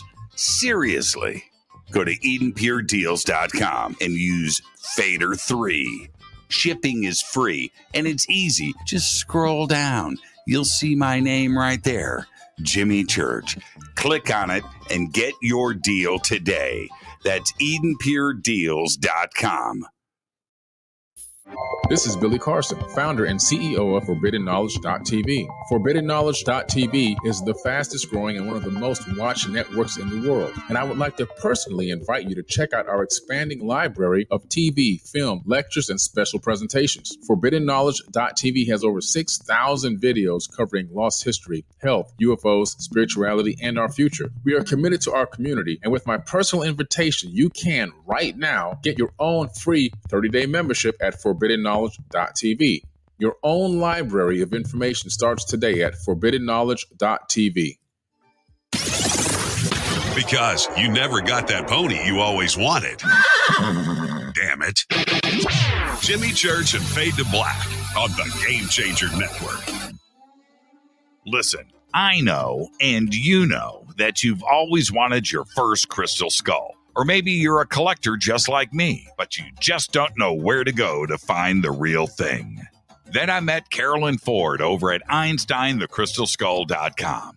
Carolyn is the guardian of Einstein, one of the most respected ancient crystal skulls in the world. All of her unique skulls have been imprinted sitting with Einstein in his sacred lodge and are carved from the finest gemstone and materials. Imprinting is the process of receiving the ancient wisdom from the master skull or master computer, Einstein, the ancient crystal skull. To see Carolyn's current collection of crystal skulls, just visit her store at EinsteinTheCrystalSkull.com or click on the banner over on our site. Don't forget to use the promo code Jimmy at checkout to receive 10% off of your order today. That's promo code Jimmy. Finding your first or next crystal skull is easy. Just visit EinsteinTheCrystalSkull.com. Hello, I'm Peggy, and you're listening to my main man, Jimmy Church, on JimmyChurchRadio.com. Hi, this is Ray Hobbs here, repping the planet, and you're listening to my good friend, Jimmy Church, Fade to Black. This is Toby Kebbell. You're listening to JimmyChurchRadio.com. Don't hurt me, Jimmy. I'm only little. Hey, I'm Adrian Grenier, and this is Ari Gold. We're the Honey Brothers. We're also the Honey Brothers. Hey, I'm Adrian Grenier, and I'm Ari Gold. We're the Honey Brothers, and you're listening to Jimmy Church. The Revolution. This is Jimmy Church of Fade to Black, and you can become an official Fadernaut by just going to our membership section at JimmyChurchRadio.com. Hello, this is Serena Wright Taylor from Conscious Life Expo, and you're listening to Fade to Black with Jimmy Church, who holds the Lucky Pony record for the best astrological chart since 1963. True story. This is Micah Hanks of the Gralien Report, and you're listening to Jimmy Church on Fade to Black.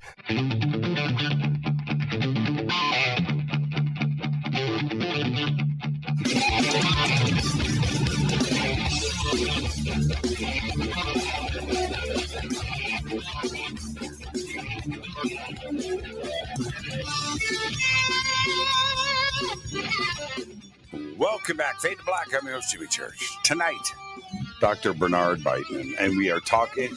Hey, before we're talking about his new book, Meaningful Coincidences, and I didn't ask before the show tonight, Beitman or Bateman? You got it, Beitman. Beitman. Okay, I just want to make sure that I wasn't, tearing that apart. You got it. I normally ask, and I just went with my gut. Is that a coincidence? That's a smart guy who's able to feel and know stuff without knowing how he knows it. So, smoke and mirrors, Bernie. Smoke and mirrors. Okay, before what kind of smoke? Yeah. I mean, well, you played with that, and it kind of means it's false. But one of the things that smoking does of certain things is let you see that your mind is mirrored in your environment. So when you said smoke and mirrors, that's one of the main points I'm talking about here. Whether you do it with smoke isn't one thing, but it's about mirrors. Now, and you just lit up the chat room. The doctor's right. I'm puffing right now. I'm seeing everything so clearly. You said before the break, and and you spend some time in the book on this, but the two different versions of a meaningful coincidence, and you use the word explanation. Can we go back to that? Yeah, it's so important. And there are certain basic things to keep in mind about meaningful coincidences. And this is what do we mean by meaningful? I mean, one of my favorite things is what's the meaning of meaning? And there was a book in 1923, written in 1923, that's still out there called The Meaning of Meaning, because it gets you into all kinds of weird things. But for our purposes, meaningful coincidences have two primary meanings. One is, what does it mean to you personally? And really, the best meaning I got from you was my daughter is also experiencing the same thing. That meaning to me for you is that you and your daughter are more closely connected on this than she wants to admit. My older son, same thing. But then he's going to a restaurant and he takes a whole bunch of different turns after he told somebody else that he couldn't have dinner with her, and a bunch of different turns, and he runs into that person he just told he couldn't have dinner with because he's going to have dinner with somebody else. And he says, how did that happen? So that blew him. And your thing with your daughter is wonderful. She's there with you, as my son is, but they don't want to believe dad is that crazy. Yeah, right. I love that your son got caught. Never think that you're not going to get caught, because you will. And back to my daughter really quick, and then I'm going to get to then we go back to meaning, because the meaning we'll get back to meaning. But when I mentioned this to my daughter, I said, what? She goes, all of my friends were all talking about this. And I went, you know what? I'm just going to let that go. You guys just enjoy this and explore it. But it put a real smile on my face, and I had zero influence, right? Not true. Oh, you don't think so? Well, no, what I'm saying, I didn't sit her down and go, now 11:11. I didn't do that. She made that discovery seemingly on her own, but that her and her friends are all talking about it too. And there you go. Let's spread the message here. That's Jimmy Church. That's Jimmy's church, man. That's Jimmy's church preaching out there subconsciously. And if there's something that I want to be able to get across, is the idea of a mental atmosphere. That there are small mental atmospheres like the one around you and the people who involve you. And we exchange energy and information, ideas with emotion in them, with each other without knowing that we're doing that. This is a wonderful example of shared ideas. And in the public domain, there's many stories of simultaneous independent discoveries. One of the funniest ones is on March 12th, 1951. It's my father's birthday, March 12th. And the world, namely England and the United States, were each introduced to a different cartoon character, each of them called Dennis the Menace, each of them with a dog that got in trouble with them. So on the same day, the two Dennises emerged, one in England and one in the United States. And people wanted to think that maybe somebody stole something from the other person. Sure. No, but they tried to examine how they were might be influenced with each other. They weren't. And there are lots of other stories like that. And they're very similar to what your daughter is doing with you. The idea is floating around in your personal psychosphere, and people are picking it up without knowing that they're picking it up. That is so cool and so interesting and deserves a lot more attention. And I am trying to do that with what I'm saying to you now with the psychosphere of you, your daughter, and her friends. Yeah, and I do feel that your book was written for me. It's written for the world, but as I read through it, I was like, I get it, and this helps. It helps me from going crazy. Right, I need this to help support what I think is actually going on, and this shows me that I'm not the only one that thinks this way. And so, therefore, this book is written for the world. I remember there's that famous... Jimmy, that touches my heart. Well, that touches my heart because that's what I'm hoping to help do. What you just said, it's doing for you. That you're not the only one who experiences all this weird stuff. I'm sorry I interrupted you, but no, that's okay. It's wonderful that you are able to tell us that. So we have explanation, one version. What's type 2? One definition of meaning is personal meaning, and we just went through that. The second one is explanation. Right. What does this mean? How do you explain this? What is the meaning of this? Can also mean, how did this happen? It's such a low probability event. How did this happen? So people want an answer when you get weird stuff happening. So a lot of times people pick one answer. And as you know from reading my book, I'm a multi kind of guy, that there are multiple vectors that influence everything we're doing. It's not black and white. Coincidences make us think both in polarities and in continuum. Polarities and continuum. The polarity that they make us think about is you think about 11/11 and there it's happening. You think about 11/11, your daughter tells you that it's happening. That's mind and object. Your mind and the object is the report from your daughter. Those are the common ones. And what do? Getting back to smoke and mirrors, but only the mirror part of it, it suggests that your mind and the external environment are not as bounded as we think. You are not an island. I am not an island. We are far more connected with each other than we want to be able to think about. But evidence like 11/11 and simultaneous independent discoveries says, Jimmy, Bernie, your mind is connected to lots of people and lots of thoughts that you don't know you are being connected to. There has been a lot of evidence in the historical record. It's just going back thousands of years where these things are discussed, but they're discussed from a divine set of glasses. Right. That this is God. This was divine intervention. This is a miracle. This is, praise the Lord. And this has happened. So this isn't a surprise. We could talk about the New Age community and what we do here, but this is a discussion that has gone on since man started to think. Because a lot of coincidences help us understand how reality works. That's an important thing. It's not just they're happening now and they're weird. For example, there we are, you and me, zillions of years ago, at least when we were hunter-gatherers. Hey, Jimmy, you see this mark on this tree here, Jimmy?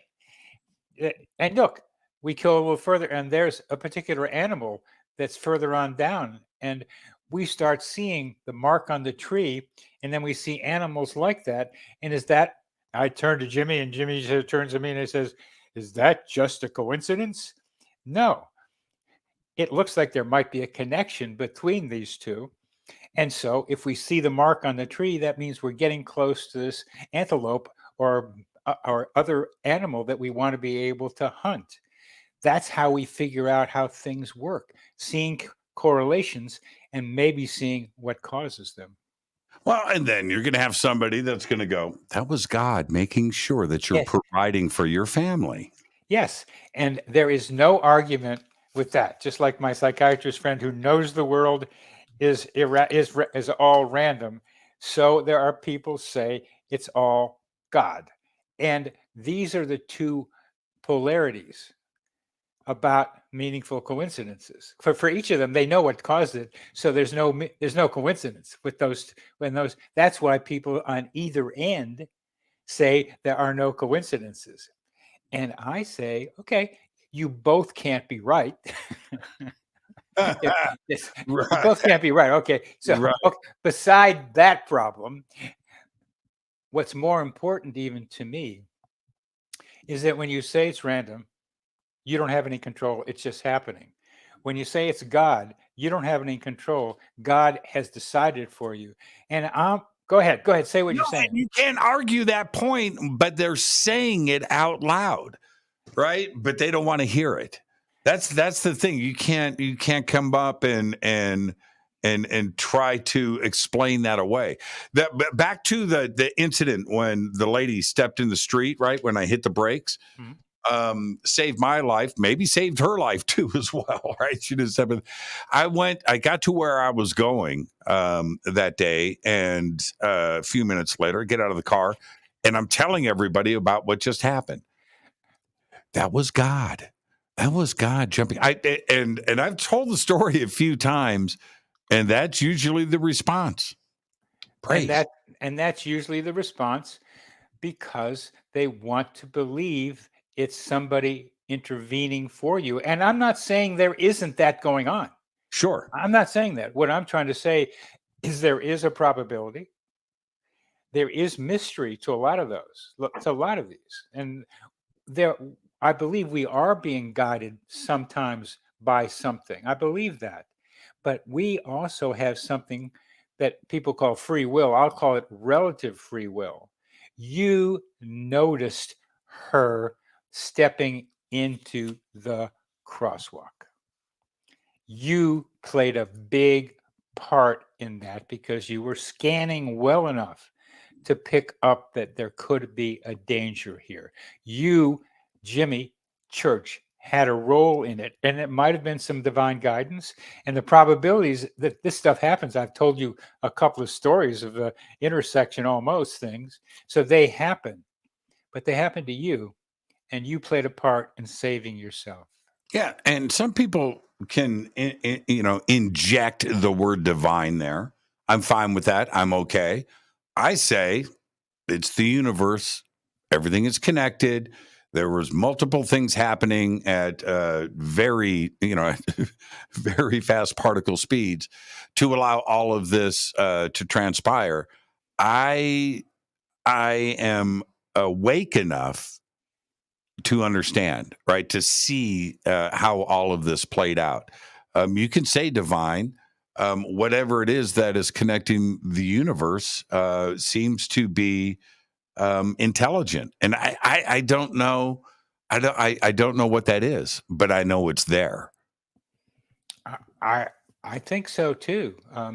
And when I talk about the psychosphere, our mental atmosphere, it's very much like our air atmosphere, where we take in oxygen and we give out carbon dioxide. And the same thing, as I mentioned, between ideas with emotion are exchangeable also. But there, and this is where it's fun talking with you and your audience. I think there are souls floating around in the psychosphere that are quite interested in our well-being. My father put me together, I think, with the person that I married and had 2 children with. I met her on assigned seats on American Airlines. She was coming back from Dallas to San Francisco. I was flying into Dallas to San Francisco. Back then they assigned our seats, and we got married in Seattle and had 2 wonderful boys. And I think it was because I went to my father's tombstone unveiling in Wilmington, Delaware. And because I respected and honored my father, it was a marriage made in heaven. And I only have that feeling because I know he wanted me to marry a Jewish woman, and that's what she was. Now, you cannot, I don't want to get too sideways. I've got some other things I want to get in, but you cannot, life's journey is how you got to where you are today. And the romantic side of going back and changing the past, whatever it is, the littlest thing that you would change would alter where you are today. You wouldn't be the author of a book. Maybe you're a famous chef in Ethiopia. I don't know. But life's journey is what it is. And that is a string of synchronicities and coincidences that take you through the path that you find yourself in right now, right? Would you change anything? Well, before I talked about that, I respect your ability to see multiple influences coming in on us, that you are seeing all these variables coming in. And I am doing a very simple version of coincidence studies by just trying to pull out basic, like intersection saved stories. But then if you really look at them the way you are, you want to look at all the multiple variables that seem to have something to do with creating that woman's footstep going down. I want to tell you, we'll come back to this, but I was on a radio broadcast before I did my own podcast, and I had some trouble with the producer. And I was really in the middle of a major, for me, argument with him about copyright. And I find myself in my car looking up as I'm coming to an intersection, and I almost run over somebody who has a white beard and white hair, just like this guy. He looked very much like the same guy. Like I wanted to run him over, and there it was. And there are so many variables that get to that particular instance, and science using artificial intelligence may be able to understand the web that I love how you're familiar with it. You live it and you know it. Yeah, it's way complex.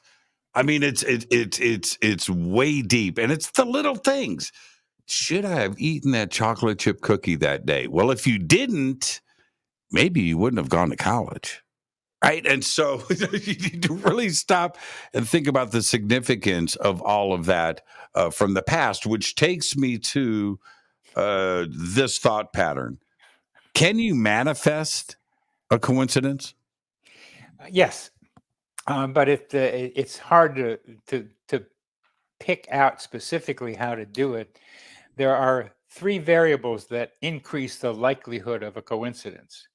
And those variables are changes in your life situation, life stressors in particularly.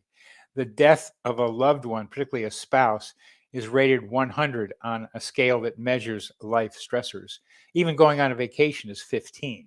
So when you change that web that you're so familiar with, when you tear the web, stuff starts happening, especially if there's high emotion. So you get at weddings, you get some weird stuff happening, and need. Sometimes people have a great need for something to like feel like a loved one who just died can communicate with me. So you see a flower grow in the middle of winter. That's person's favorite flower. So those are circumstances that increase the likelihood. But there is something to imagining things. There is something to having an image in your mind that you try to have match in your environment. And that's a way that people report coincidences happening. And for me, I wanted to run the opening kickoff back for a touchdown. I did it twice, and I've got one of them on film. It was 97 yards. And I imagined doing that. And it was a lot of stuff happened, as you know, to be able to have that happen. I wanted to hit the first pitch for a home run. I did that in a playoff game. And it's like I was a first batter. And I was able to do some things, including writing this book. You have to imagine, but you've got to do something. You can't just sit there and put something up on your ceiling and imagine a $10,000 bill coming towards you. You've got to be out there walking around. We haven't talked about serendipity, but serendipity may be summarized as the dog that trots about finds a bone. That is serendipity. And we'll talk about that when we come back off of the break. And there is another, and I want you to think about this during the break. I'm gonna post this up for you. This came in quite a while ago. This is from Mikkel, and I like that one. Yeah, I saw that. Yeah. You saw that, yeah. Jimmy. Is it synchronicity or coincidence when you go outside to look for UFOs and one or more appears? And that is something that is discussed a lot in these circles. Now, certainly we can speak about the UFO aspect of this directly. Yeah. But this also applies to anything, really. Is there something going on when you think about something and you hope for something and you turn around and that thing happens? Right. Is that, how do I, what is consciousness? Is it telepathy? Is there something else happening here? And it could be a variety of things, but certainly there's no question that this happens, and this happens quite often. And if you really are focused on it, you can experience it, right? Yeah. Eric Wargo calls it precognition. Sure. Yeah. And one other quick little thing. I've got about 60 seconds. What about deja vu? How does deja vu come into the mix with this, where I think everybody experiences deja vu, even the non-believers, right? Oh, I'm having a deja vu right now. Oh, you weren't into this yesterday. Yeah, I know, but it's happening right now. Is deja vu part of this conversation? It is. And sometimes the deja vu is neurobiologically explainable by seeing something out of the corner of your eye and then seeing it straight on. So you subconsciously register it, you know it's there, and then you see it consciously, and that feels like deja vu, like you've seen it before. But that doesn't explain all of them. No. That's a version of deja vu.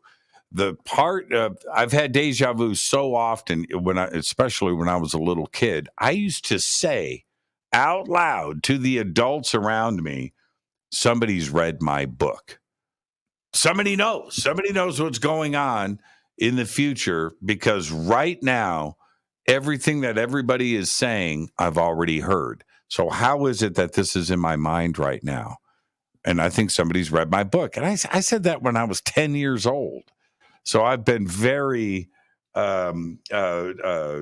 focused on when a deja vu goes down. I enjoy the moment, but I know that there's a big mystery there that we just don't understand. Well, I ask you to start with the idea that as a 10-year-old, you were able to possibly precognitively recognize about what you were about to hear, that you went ahead in time and could tell what was going to happen and then saw it. Yeah, let's take our break right here. This is Fade to Black. I'm your host, Jimmy Church. The book, Meaningful Coincidences. The link to Bernard's website is below. You can get the book there. We've got other links up. This is Fade to Black. Stay with us.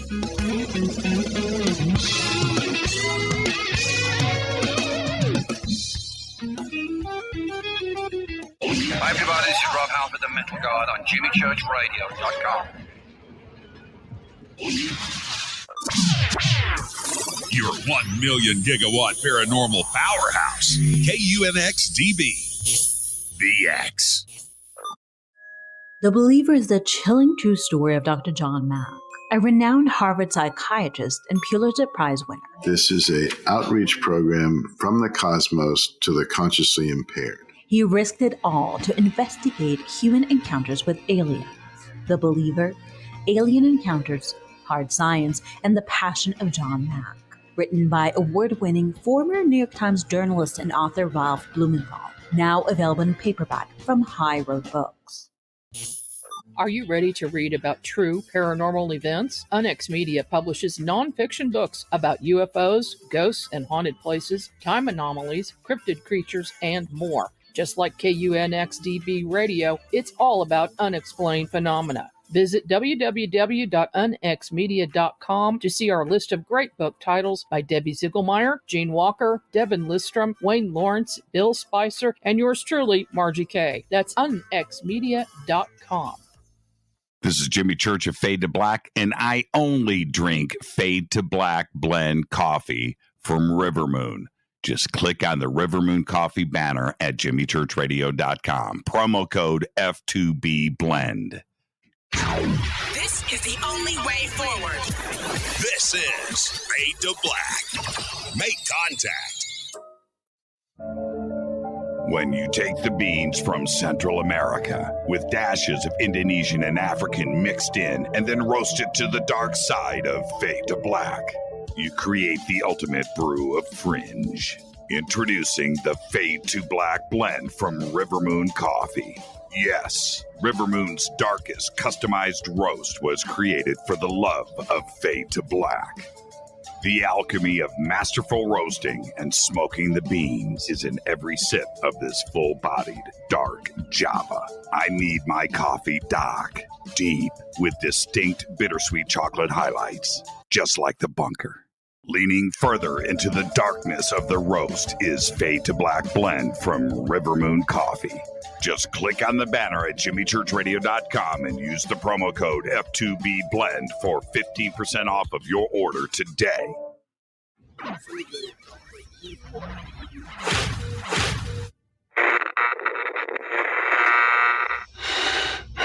You want to know a secret? I love ponies. I really love ponies. I'm serious. I couldn't stay sane without ponies to brush. Why Fade to Black? Because you never got that pony, damn it. This is Fade to Black with Jimmy Church on the Game Changer Radio Network.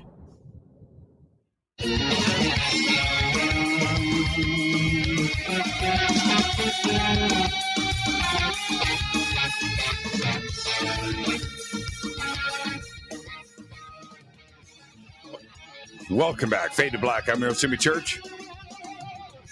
Tonight, Bernard Beitman. We are talking. I keep flashing this up. You guys have to get this book. You do. You have to get it. The links are below. And I love this audience. And during the break, Bernie, I don't know if you saw this, but I'm going to flash this up here really quick. It's pretty funny. It says, this is from John. He says, I can only have mind blown so many times in a night. The amount of synchronicity tonight is nuts. And I love that. We were talking about UFOs. I saw that too. I mean, I really wondered what he's talking about. So yeah, that's cool. Thanks for showing that. But absolutely. With the UFO community, and I don't know how deep your toes go into this, but one of the things that we all enjoy in this community is we go out and we do sky watches, right? So we go out with our night vision and binoculars, and we have our laser pointers and things. But here's the thing with that. There is stuff that can appear in the sky upon request. And it's a bizarre thing to go through to see it when you witness it yourself, right? And then there are times, and I'm not making this up, Bernie, where I'll look up at the sky and not see anything and then turn around and go, you know what? Something right now would be pretty cool. And then boom. Now, wait a minute, right? What is going on with that? And is there this conscious connection of I don't even know what to call it, to have that happen in real time is not a coincidence. There's something happening there. Yeah, and something's happening there. But you don't know what it is, do you, Mr. Jones? You don't know what it is. What do you think that you just gave one possible explanation. And Jung was with you that it was UFOs sometimes are a projection of your own mind onto the sky. Yep. And you just said that.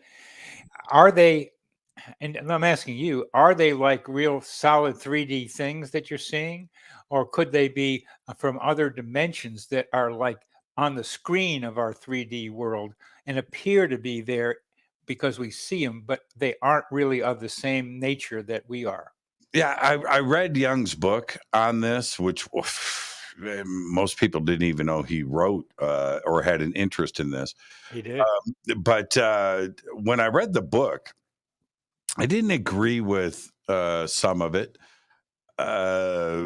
but there were parts of it where I went, that's exactly what is going on. Like what were those parts, you remember? Well, I think that I don't think that he describes a couple of experiences that he went through.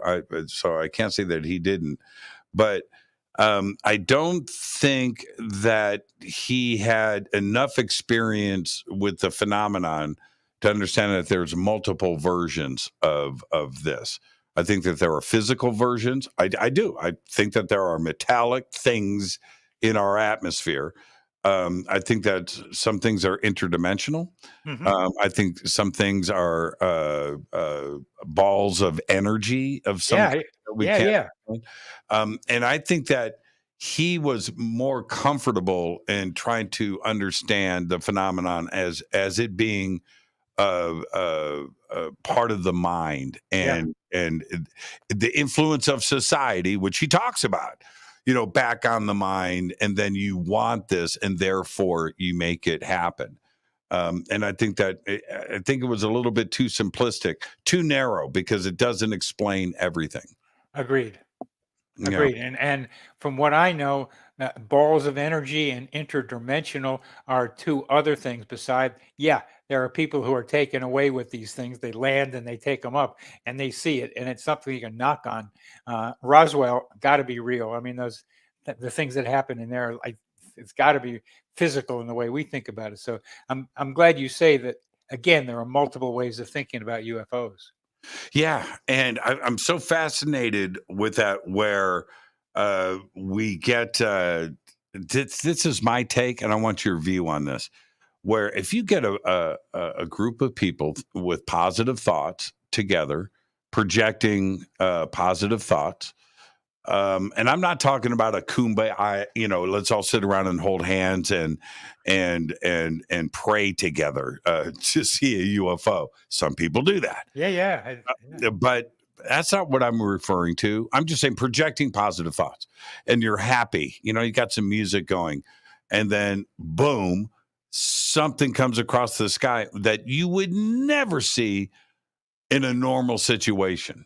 And that says to me that somebody is feeling those positive vibes, and they're winking at us, right? They're saying, "Yeah, we're here. Yeah, it's all good. How you doing?" And I don't think that can be denied.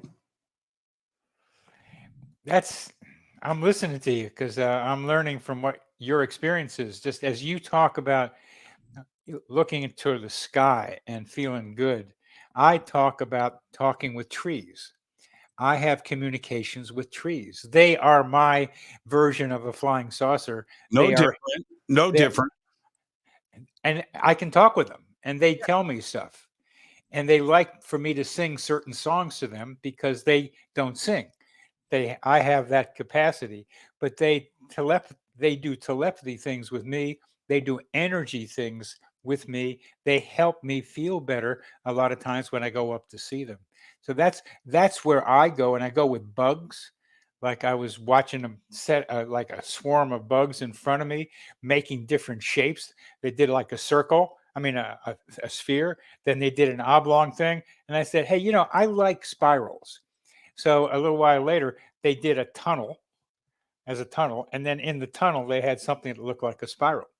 I'm nearsighted. I get a kick out of that stuff. I look in the sky with my glasses on. I'm not going to see much. Today, I talked to a hummingbird. Oh, good. Tell me about it. No, I did. I'll make this brief. I want to talk about Laura Buxton. Oh yeah. Oh yeah. All right. So today I'm sitting out during all of my other synchronicities that I was enjoying on my front porch. So I have these hummingbird feeders in the front and back of my house, and it's my big thing, and I really enjoy it. So I'm sitting out there being Mr. Tough Guy, dealing with the world. I'm sitting out there contemplating this planet, and this hummingbird comes up. Doesn't happen often. It's kind of a rare thing. It just comes up in my face. Right here, just looking right in my eyeballs. And I said, "What's up?" What's up, Doc? Yeah. It flies over 6 feet away to the hummingbird feeder. And I looked up and it was empty. Well played, my man. He goes back up in the tree, right? He's sitting there. What do? I take down the hummingbird feeder. I walk in the house. I'm making the fill it back up, come back out, hang it up, and I sit down. He comes straight down to it. It was hilarious. I loved it, man. I absolutely loved it. Laura Buxton. Now, I had a bunch of mosquitoes this past winter who got stuck in my house. There were 3 of them, and one of them got killed by mistake. And so what they would do is come by the sink where I would have blueberries, because they like nectar as well as blood. So I would put blueberries in this little dish. And so around feeding time, it seems they fly right in front of my eyes. And I'd get the same idea, but sometimes I'd be on a Zoom call with somebody and they landed on my nose. Is that right? And I could say, look, can you see the mosquito on my nose? Yeah. I was okay. We're going to get to Laura Buxton, everybody, but I'm going to share another bug story. Then this is great. So this weekend, I'm taping for my new TV show. I'm on set. It's like, what are the odds of this? We are taping, right? It's like action, and we're in the moment. And I've got, I'll just tell everybody, I've got Randall Carlson on, and he's, the beard of knowledge, one of the smartest people on this planet. Love him. He's great.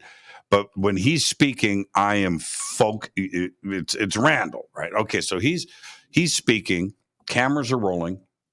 Lights, camera action.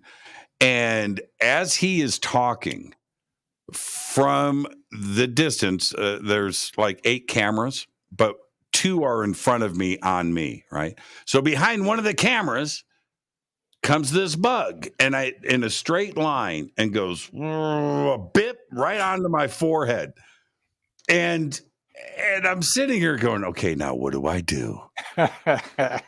And as Randall is talking, this is what goes through my mind. And Randall's I don't hear Randall. I'm thinking, what's the message here?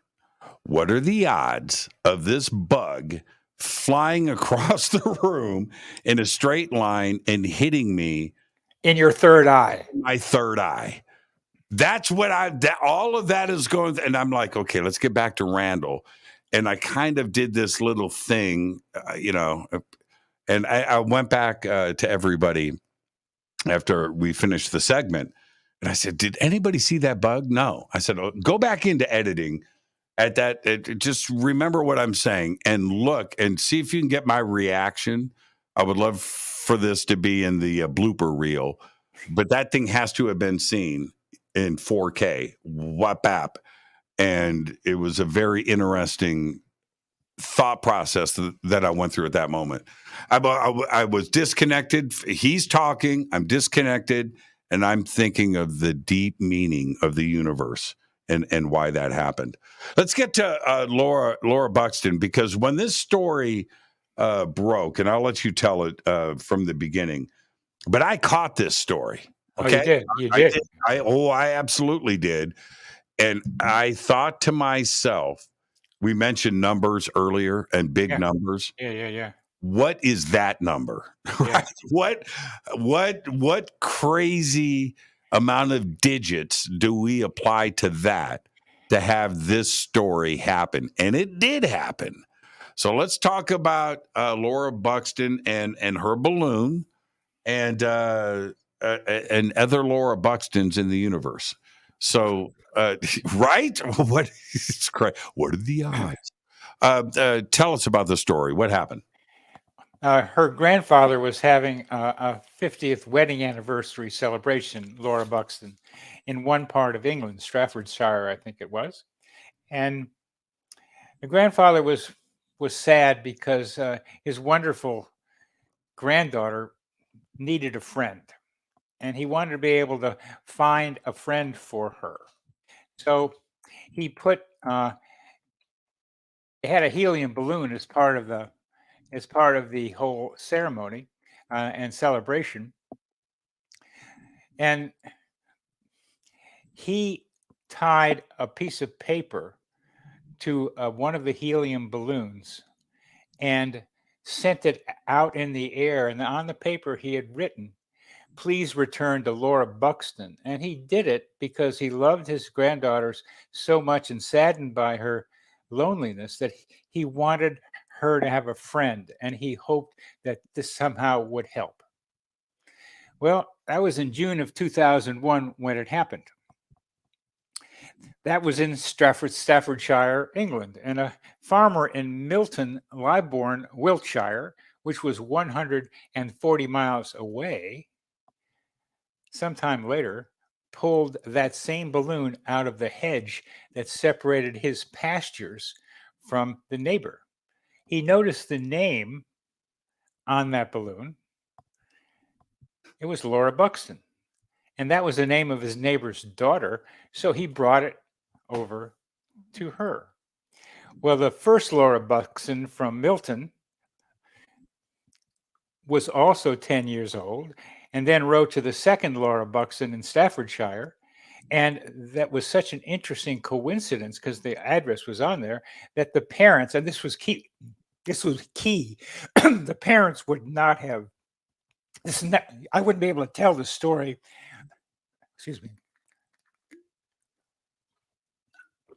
without the parents noticing that this was weird. When they met, they were both wearing similar clothes and discovered that they had three similar pets.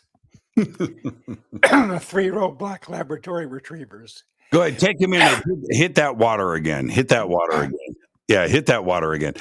And when I read this story, first off, we're not talking about Jane Smith. No, we're talking about some common, no. The name is Laura Buxton.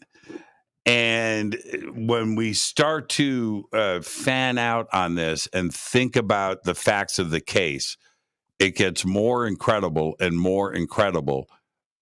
But this actually happened. This actually happened. Yes.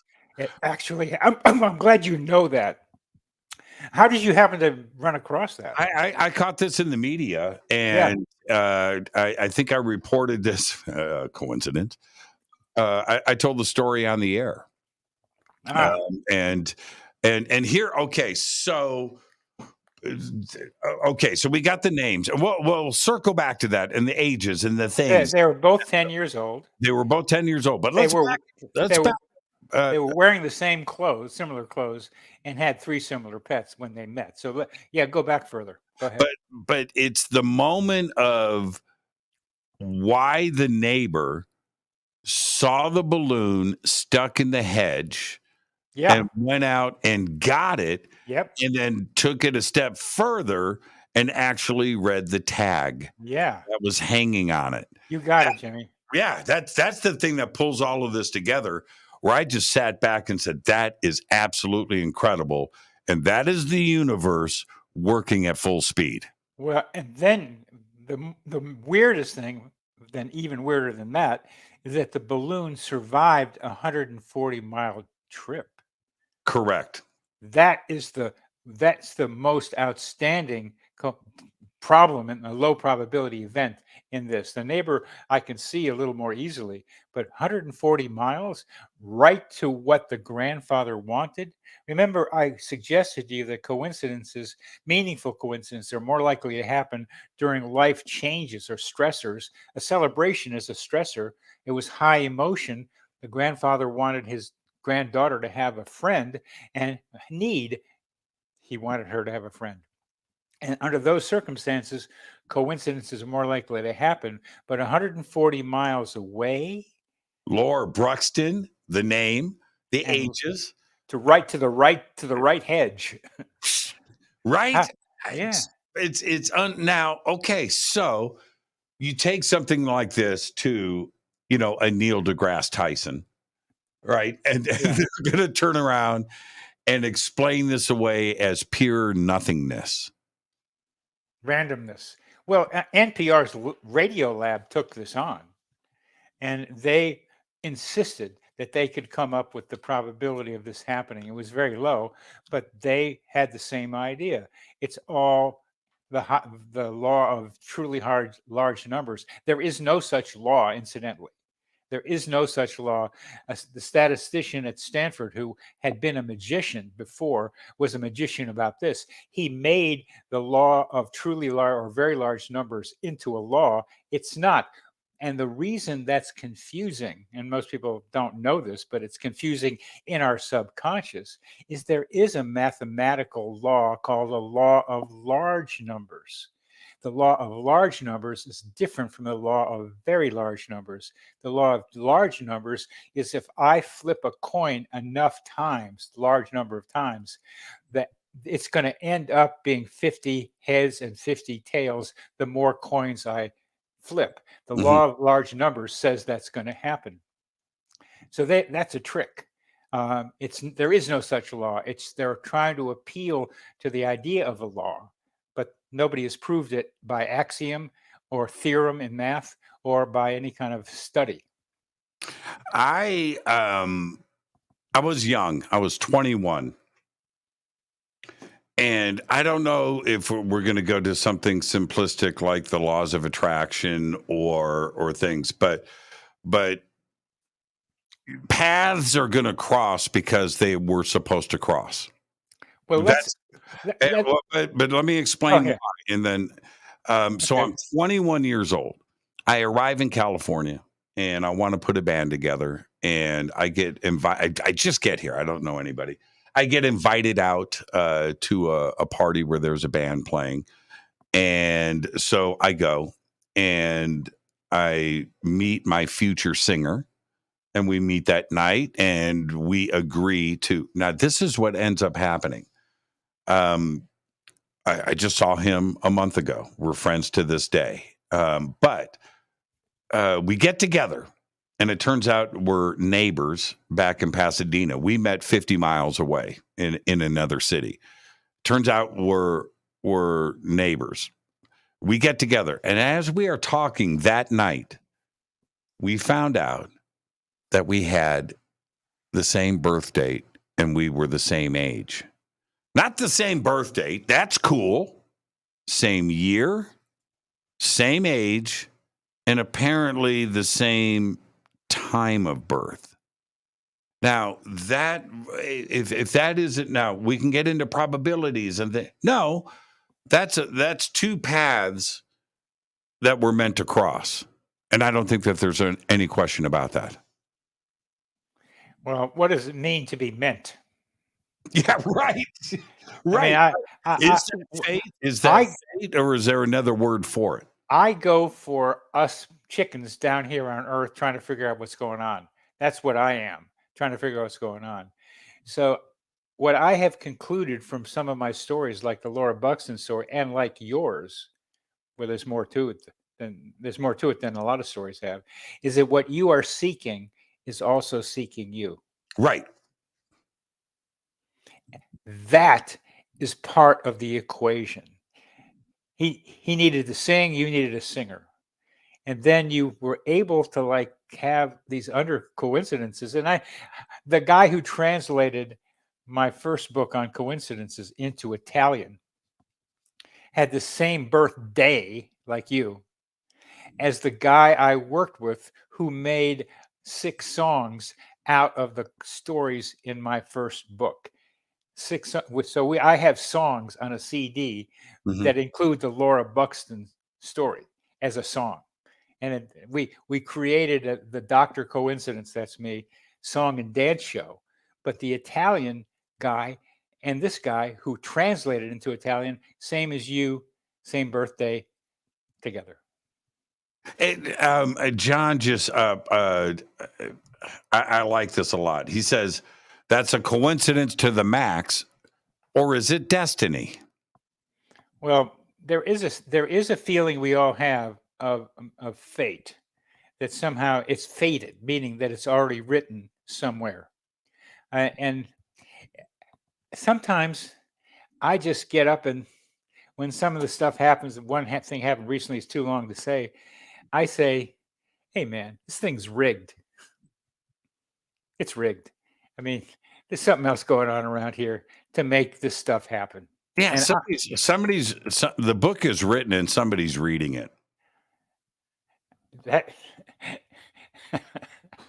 yeah. I as crazy as that is to say.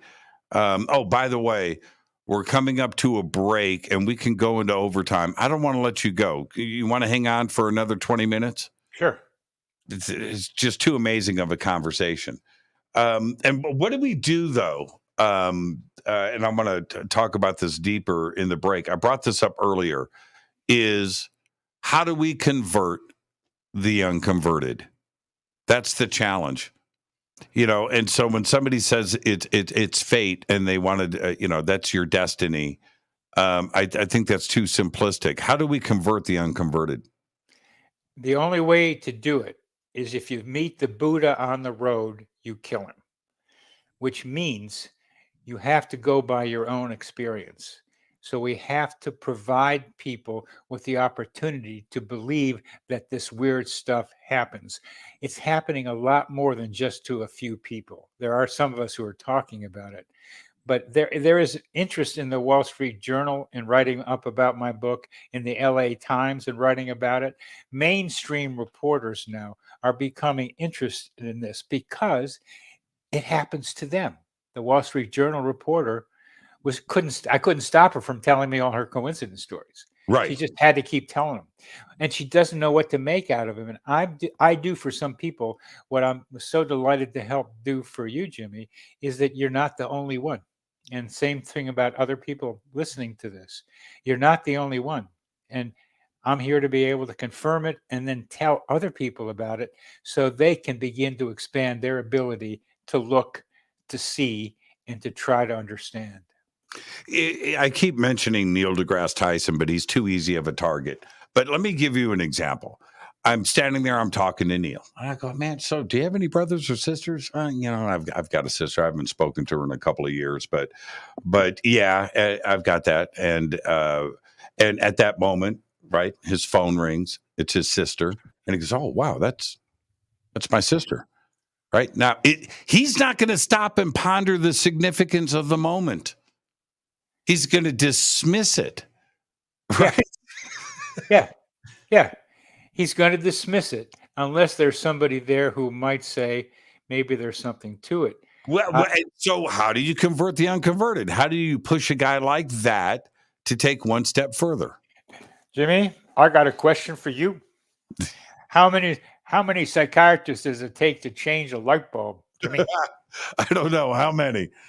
Well, it takes one, but the light bulb has to want to change. Yeah, exactly. So you've got to build momentum in the culture that accepts it, so that not just me, but the coincidence ambassadors that are part of the Coincidence Project are out there talking about it to lots of people. This is a whole thing where I've got the best book on the subject. Yes, but it's can't do it by itself. I can't do it by myself.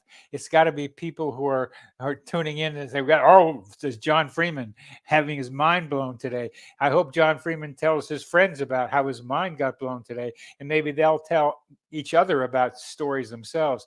I'm getting together coincidence cafes. Hey, Jimmy, want to come to a coincidence cafe? Okay, you know what you can have at the Coincidence Cafe? You can have some Syncrhonicity. Bernie will be here all week. Try the veal. We'll be right back after this short break. When we come back, I saved the best for last. We're going to talk about consciousness. This is Fade to Black. I am your host, Jimmy Church. Perfect night on the show. I'm having a great time, and I know you got your learn on. More with Bernard Beitman after this short break. Stay with us.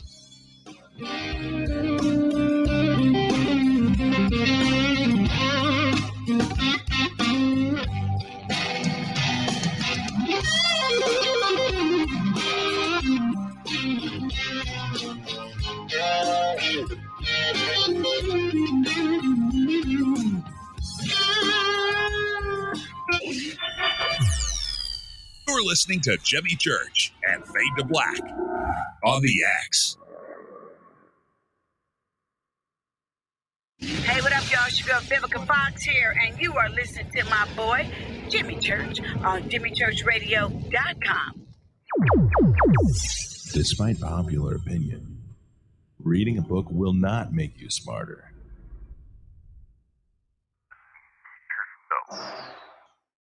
Oh, Fadernauts, Jimmy Church here. You've seen me with my Thunderstorm. Now you can purify the air in your home and get healthy, clean, fresh smelling air and eliminate odors just like I do right here in the bunker. The EdenPURE Thunderstorm uses oxy technology that naturally sends out O3 molecules into the air, which seek out odors and air pollutants in your home and destroys them. It's called a thunderstorm because it purifies the air just like after a thunderstorm. And right now, you can save $200 on an EdenPURE Thunderstorm 3-pack for whole home protection. With this special offer, you're getting 3 units for under $200. Seriously. Go to EdenPureDeals.com and use Fader3. Shipping is free and it's easy. Just scroll down. You'll see my name right there, Jimmy Church. Click on it and get your deal today. That's EdenPureDeals.com. This is Billy Carson, founder and CEO of ForbiddenKnowledge.tv. ForbiddenKnowledge.tv is the fastest growing and one of the most watched networks in the world. And I would like to personally invite you to check out our expanding library of TV, film, lectures, and special presentations. ForbiddenKnowledge.tv has over 6,000 videos covering lost history, health, UFOs, spirituality, and our future. We are committed to our community, and with my personal invitation, you can, right now, get your own free 30-day membership at ForbiddenKnowledge.tv. Your own library of information starts today at ForbiddenKnowledge.tv. Your 1 million gigawatt paranormal powerhouse, KUNX-DB, the X. Are you ready to read about true paranormal events? UNX Media publishes nonfiction books about UFOs, ghosts and haunted places, time anomalies, cryptid creatures, and more. Just like KUNX-DB Radio, it's all about unexplained phenomena. Visit www.unxmedia.com to see our list of great book titles by Debbie Ziegelmeyer, Gene Walker, Devin Listrom, Wayne Lawrence, Bill Spicer, and yours truly, Margie Kay. That's unxmedia.com. Introducing the Game Changer blend from Rivermoon Coffee that delivers a customized blend made specifically for the Fadernauts. If the game is rigged, change the game. It's a bolder cup with some bite. Game Changer is the coffee of choice for those that prefer an organic dark roast that is slightly lighter and milder, but it's still dark. With wild notes of pecans and chocolate with a rich, balanced, full-bodied cup that is roasted to perfection for a great coffee to start your day, as an after-dinner coffee or anywhere in between. artisan, small batch roasted to perfection. USDA certified organic, all River Moon coffee is freshly roasted and packaged in the USA. Just go to rivermooncoffee.com or click on the banners over on our site and use the promo code F2BBLEND for 15% off of your order today. rivermooncoffee.com. Are you intrigued by Paranormal Talk Radio? You'll love the new Paranormal Radio app from TalkStream Live. You'll find a great selection of talk shows covering UFOs, ghosts, strange phenomena, and much more. Download the Paranormal Radio app now and start listening to the very best in paranormal talk entertainment, including the network you're listening to right now, the Paranormal Radio app, free in Google Play and the iOS App Store. Brittany, Gabby, and you're listening to JamieChurchRadio.com. It's not a lifestyle we chose. We were born this way. This is KJCR at JimmyChurchRadio.com.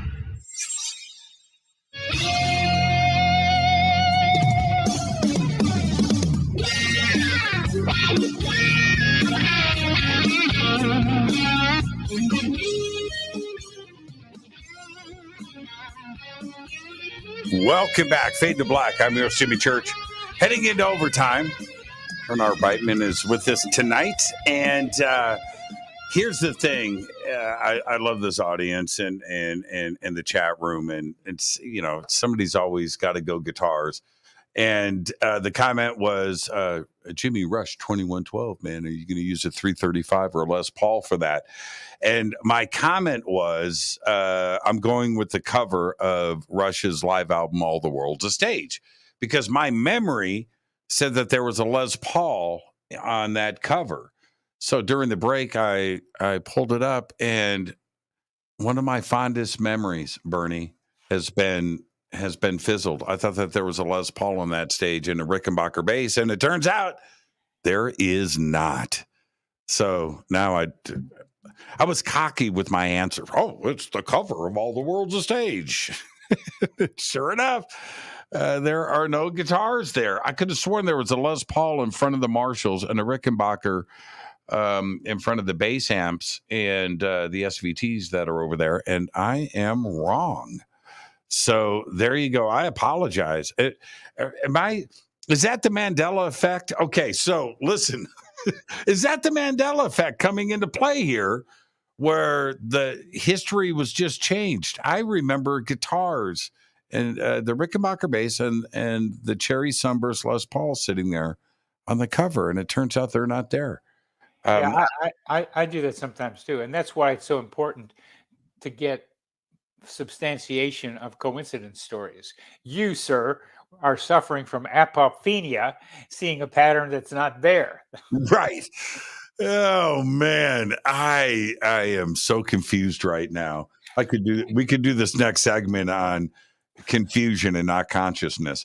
But let's go there. I want your thoughts on this. I love to throw that question out to my guests that are involved in this and get their definition, because it's different from everybody. I've never seen the connecting of the dots there where everybody seems to agree. But opinions here matter. What is your definition of consciousness? I'm not going to try, Jimmy.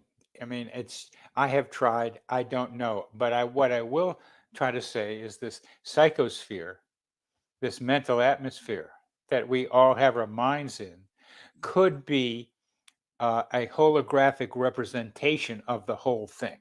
So I'd rather start with what we can actually do something with, is study this atmosphere thing. It could be a fractal that is a reflection of the whole thing. Ooh. But let's just look at what we have. We have a mental atmosphere, and you have just shown it. And with all the coincidences happening today, I'm spreading, as I sometimes do, the fairy dust of meaningful coincidences around in people's minds. That happens when I'm talking about them. And you do that too. And your daughter in 1111 is today's best example. Best in that it's defined, it's clear, and you're describing it.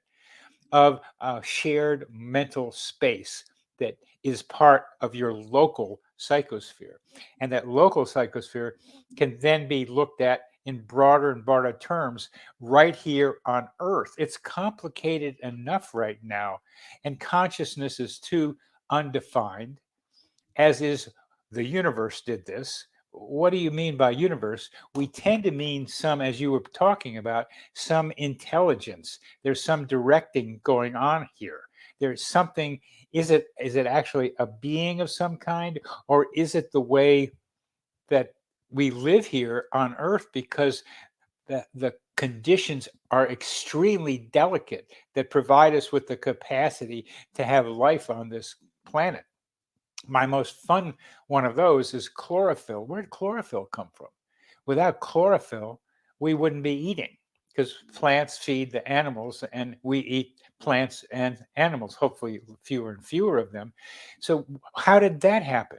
We don't know a lot about what's going on around us. That's why the bug on your third eye or the swarm that was communicating with me could be representations of consciousness. Instead of going beyond our atmosphere, let's at least just stay with astrology, which is still related to something that's around here. There's something to astrology, and that gets us further out, but it's still the influence of planets and constellations on us here. How does that happen? What's going on here? That's what I want to know. And so if the more we understand the psychosphere, the more we understand what's going on in it with various entities and various connections among and between people, again, with you and your daughter, but the simultaneous independent discoveries, the more we catalog, define, describe them, the closer I think, we'll get to what we mean by a much bigger thing of consciousness. Well, you said it earlier. You sing to your plants, right? You sing to the trees. Yes, I do. Yeah, and I think that tree, and I'm being very serious here. You know that you can have a conversation with me. You can think. You know that you possess consciousness. You know, right? You know that it is real. But we can't touch it, we can't feel it, we can't measure it, we can't quantify it, but yet we can all agree that we possess it. And it's one of the great mysteries. And I think that tree knows this, right? I firmly, and we're all DNA, and you can break it down. We all share it. Anything living on this planet, to some degree, we are sharing that very same fundamental DNA, which was probably delivered here on a meteor from another star system out there deep in the universe. And I just don't understand why we don't apply more science to trying to understand what consciousness is and how do we get. Every physicist has a brain. Every physicist thinks. Every physicist hopefully smiles once in a while or cries. And knows that they are able to do that because they have consciousness, but we can't measure it. Well, there you're talking about awareness, to be able to be aware of one's own experience and what's around us. And that's part of what we mean by consciousness. I like to be able to talk about your self-observer. You are a good observer of your own mind. That's very clear. And if you are a good observer of your own mind, then we get to your observer of your observer, because you can observe your first observer doing observations by the second observer watching the first observer doing its observations, watching what's going on inside of you. So you're with me on that. Yes. If we can talk about a second observer observing the first observer in action, then you see where I'm going. Then there's a third observer of the second observer observing the first observer.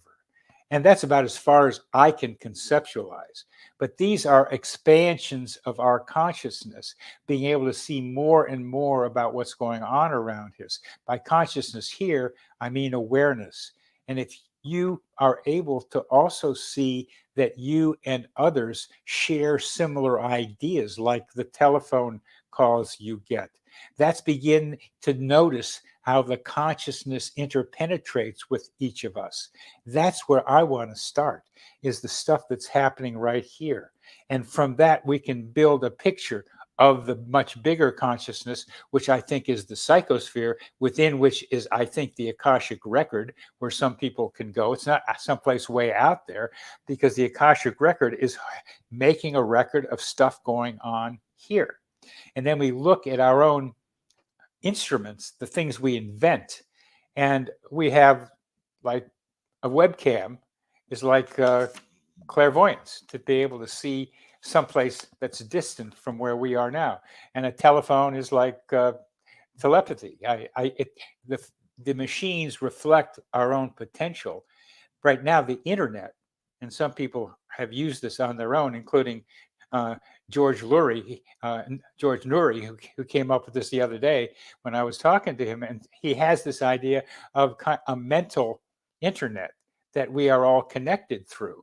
And I think there's something to that. I think what we have with the internet is a scaffolding, a structure for the psychosphere through which we can connect with each other without the technological aspects, but they help support our capacity to do these telepathic things, among other things. Yeah, I spoke to George about this many times. And as I was, including Fade to Black, but, I hosted with him over on Coast to Coast for many, many years. And I was always fascinated before I went talk about manifesting things, right? Before I was a host of Coast to Coast, I was a fan of Coast to Coast. And I would sit and listen at that time, whether it was George or Art Bell, and think about, 4, 5, 6, 7, 8, 9, 10 million people all focusing back to that microphone and where they are, right? The brain power coming back. And do you feel that energy? And do you feel the connectiveness of all of that? And you must. You must. So then I now, years later, I'm the guy at Coast on the microphone, or, tonight with Fade to Black, and experiencing that. And that reality. And I absolutely believe that it is real, because I was a participant before. I was a fan of the show, and I'm listening and thinking about that, and then turning around and being able to be my own thought experiment, right? To see if that was absolutely real. And it is. It is. And the more I talk with you, the more I get the sense of your expanded consciousness. It contracts when you have to talk with your daughter about 11:11, maybe a little bit, but you expand out, and now you're able to say that your mind, and we see this with all the coincidences people, or at least Freeman is reporting, and we see that their minds are connected to us, and our minds are connected to them. It's temporary now for me with all of you, but I'm in it too. We're part of this beehive of a web, and it's dynamic, and it keeps happening, and we're touching minds with each other, and we really enjoy it because it's fun. Why do you think the hard sciences out there and those that are involved in it are so reticent to discuss consciousness? I mean, everybody, all of the big minds out there, every single one, whether it's the rock star physicists like Michio Kaku or Brian Greene or Sean Carroll, even somebody like Sam Harris.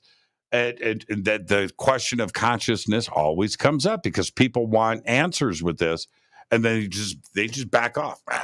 Now, let's talk about something else. Why do you think that is? Well, for many of them, they are convinced that the brain creates consciousness, and you know that. That's the basic.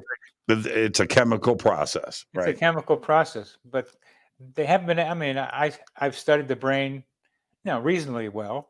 And I know there's a mind-brain connection, and the mind appears to be operating separately sometimes from the brain. You need the brain to be able to do some of the things the mind is able to make the brain do. But to me, the mind connects us to something greater. And I'm just staying with the psychosphere. You can go to consciousness in the universe, and I think maybe you can do that. But the way my mind, with my nearsightedness, is focused, and with my scientific training, I tend to go up slowly and be cautious about the next step that I take and have some support for it. I can't get way out there, and I'd rather not, because I think the psychosphere is rich with consciousness informing experiences and events. And if we recognize there may even be an Earth coincidence control office in the psychosphere. Right. That's John Lilly's idea, if you may remember. I like that one too. And you wonder about things being like programmed or rigged, as I kind of feel it, or somehow it's organized. I was reading this book called The Coincidence Makers. And it's about people who are hired to make coincidences happen for other people. And it's written by a guy who does coding. And there's a lot of the relationship between the coding details where you have to see the bigger picture and use the coding to get there that they had to do with creating these coincidences. So you get an idea about how the details that you're so aware of about how you create them. So that's what I do. You can talk about the greater consciousness, and people will do that. Non-local consciousness. I don't understand those terms very well. I just stay with our consciousness right here on Earth is our mental atmosphere. This is what I want to study.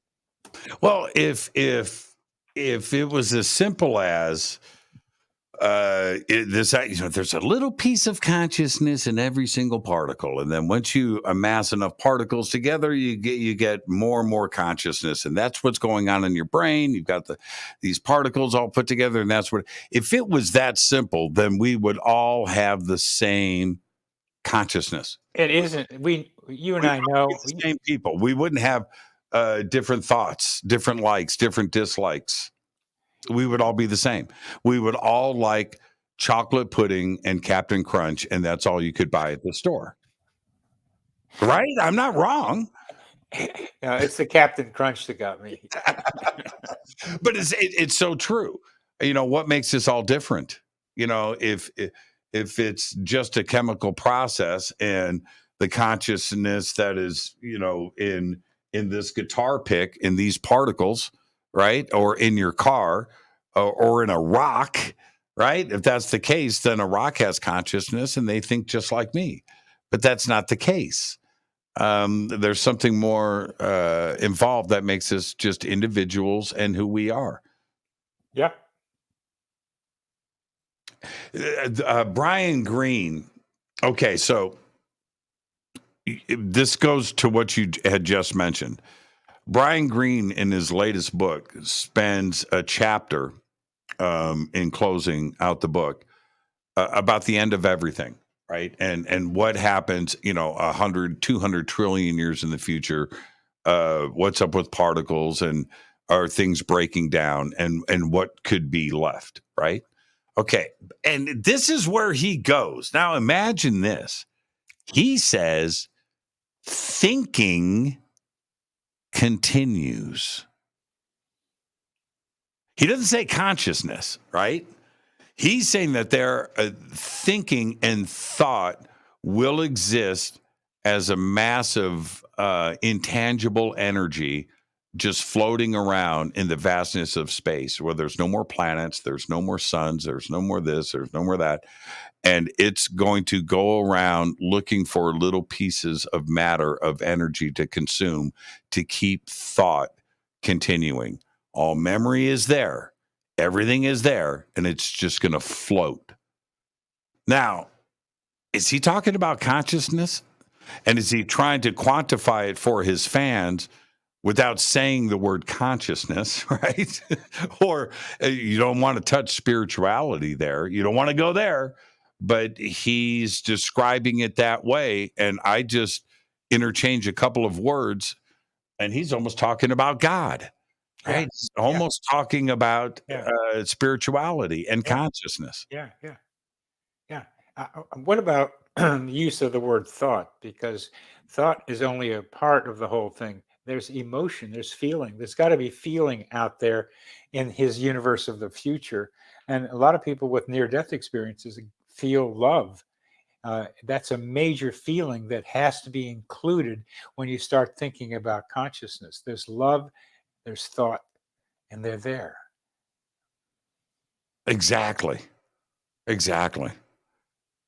Incredible. I can't wait to get you back on the show, and we can focus on just 2.5 hours of serendipity.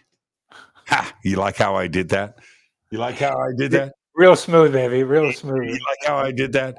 The book is Meaningful Coincidences. It's right here. And how and why Synchronicity and Serendipity Happen. It is an amazing read. I've gone through it twice, and I'm on my third read through, and it's a fantastic book. The links for it, you can certainly head to Bernard's website, and it's available on all of your platforms that you would go and get your reading on. Thank you so much, Bernie. What a great night on the show. I had so much fun. You're a great guy to talk with. Thank you a lot, Jimmy. Oh, you make it easy. What did I say? Smoke and mirrors. That's the line from today. Bernard Beitman, thank you so much, my friend. Enjoy the rest of your evening, and let's do this again very soon. I'm going to get on Bernie's podcast, and when that happens, I'll let everybody know. Thank you so much. Wonderful. I'm going to drill this baby. I'll talk to you. Bernard Beitman, thank you, Bernie. Au revoir, my friend. Au revoir. Perfect night on the show. And again, the links, everybody, are in the description box below. We've got it over on the website and throughout social media. And with that, I'm going to get out of here. I've got a great week. This is how we start off the show and start off the week with something like this tonight. And tomorrow night, we have on the Grand Master worldwide of the Knights Templar. Timothy Hogan joins us tomorrow, and he's going to be sharing some of their secrets. And then Wednesday night, Richard Doty is back. We're going to be talking about the misinfo and disinfo that may be happening right now in ufology and our community. And that'll be Wednesday night. And then Thursday, of course, is another Fader night with open lines all night long. Perfect night on the show. And I hope that all of you learned just a little bit. Go and get the book, Meaningful Coincidences. Fade to Black is produced by Hilton J. Palm, Renee, Dennis, and Kevin. Announcers are Steve Harder, Gene Vitola, Mark D. Kovar. Webmaster is Drew the Geek. Music, Doug Aldrich. Intro, Spaceboy, spaceboymusic.com. Fade to Black is produced by KJCR for the Game Changer Network, and this broadcast is owned and copyrighted 2022 by Fade to Black and the Game Changer Network, Inc.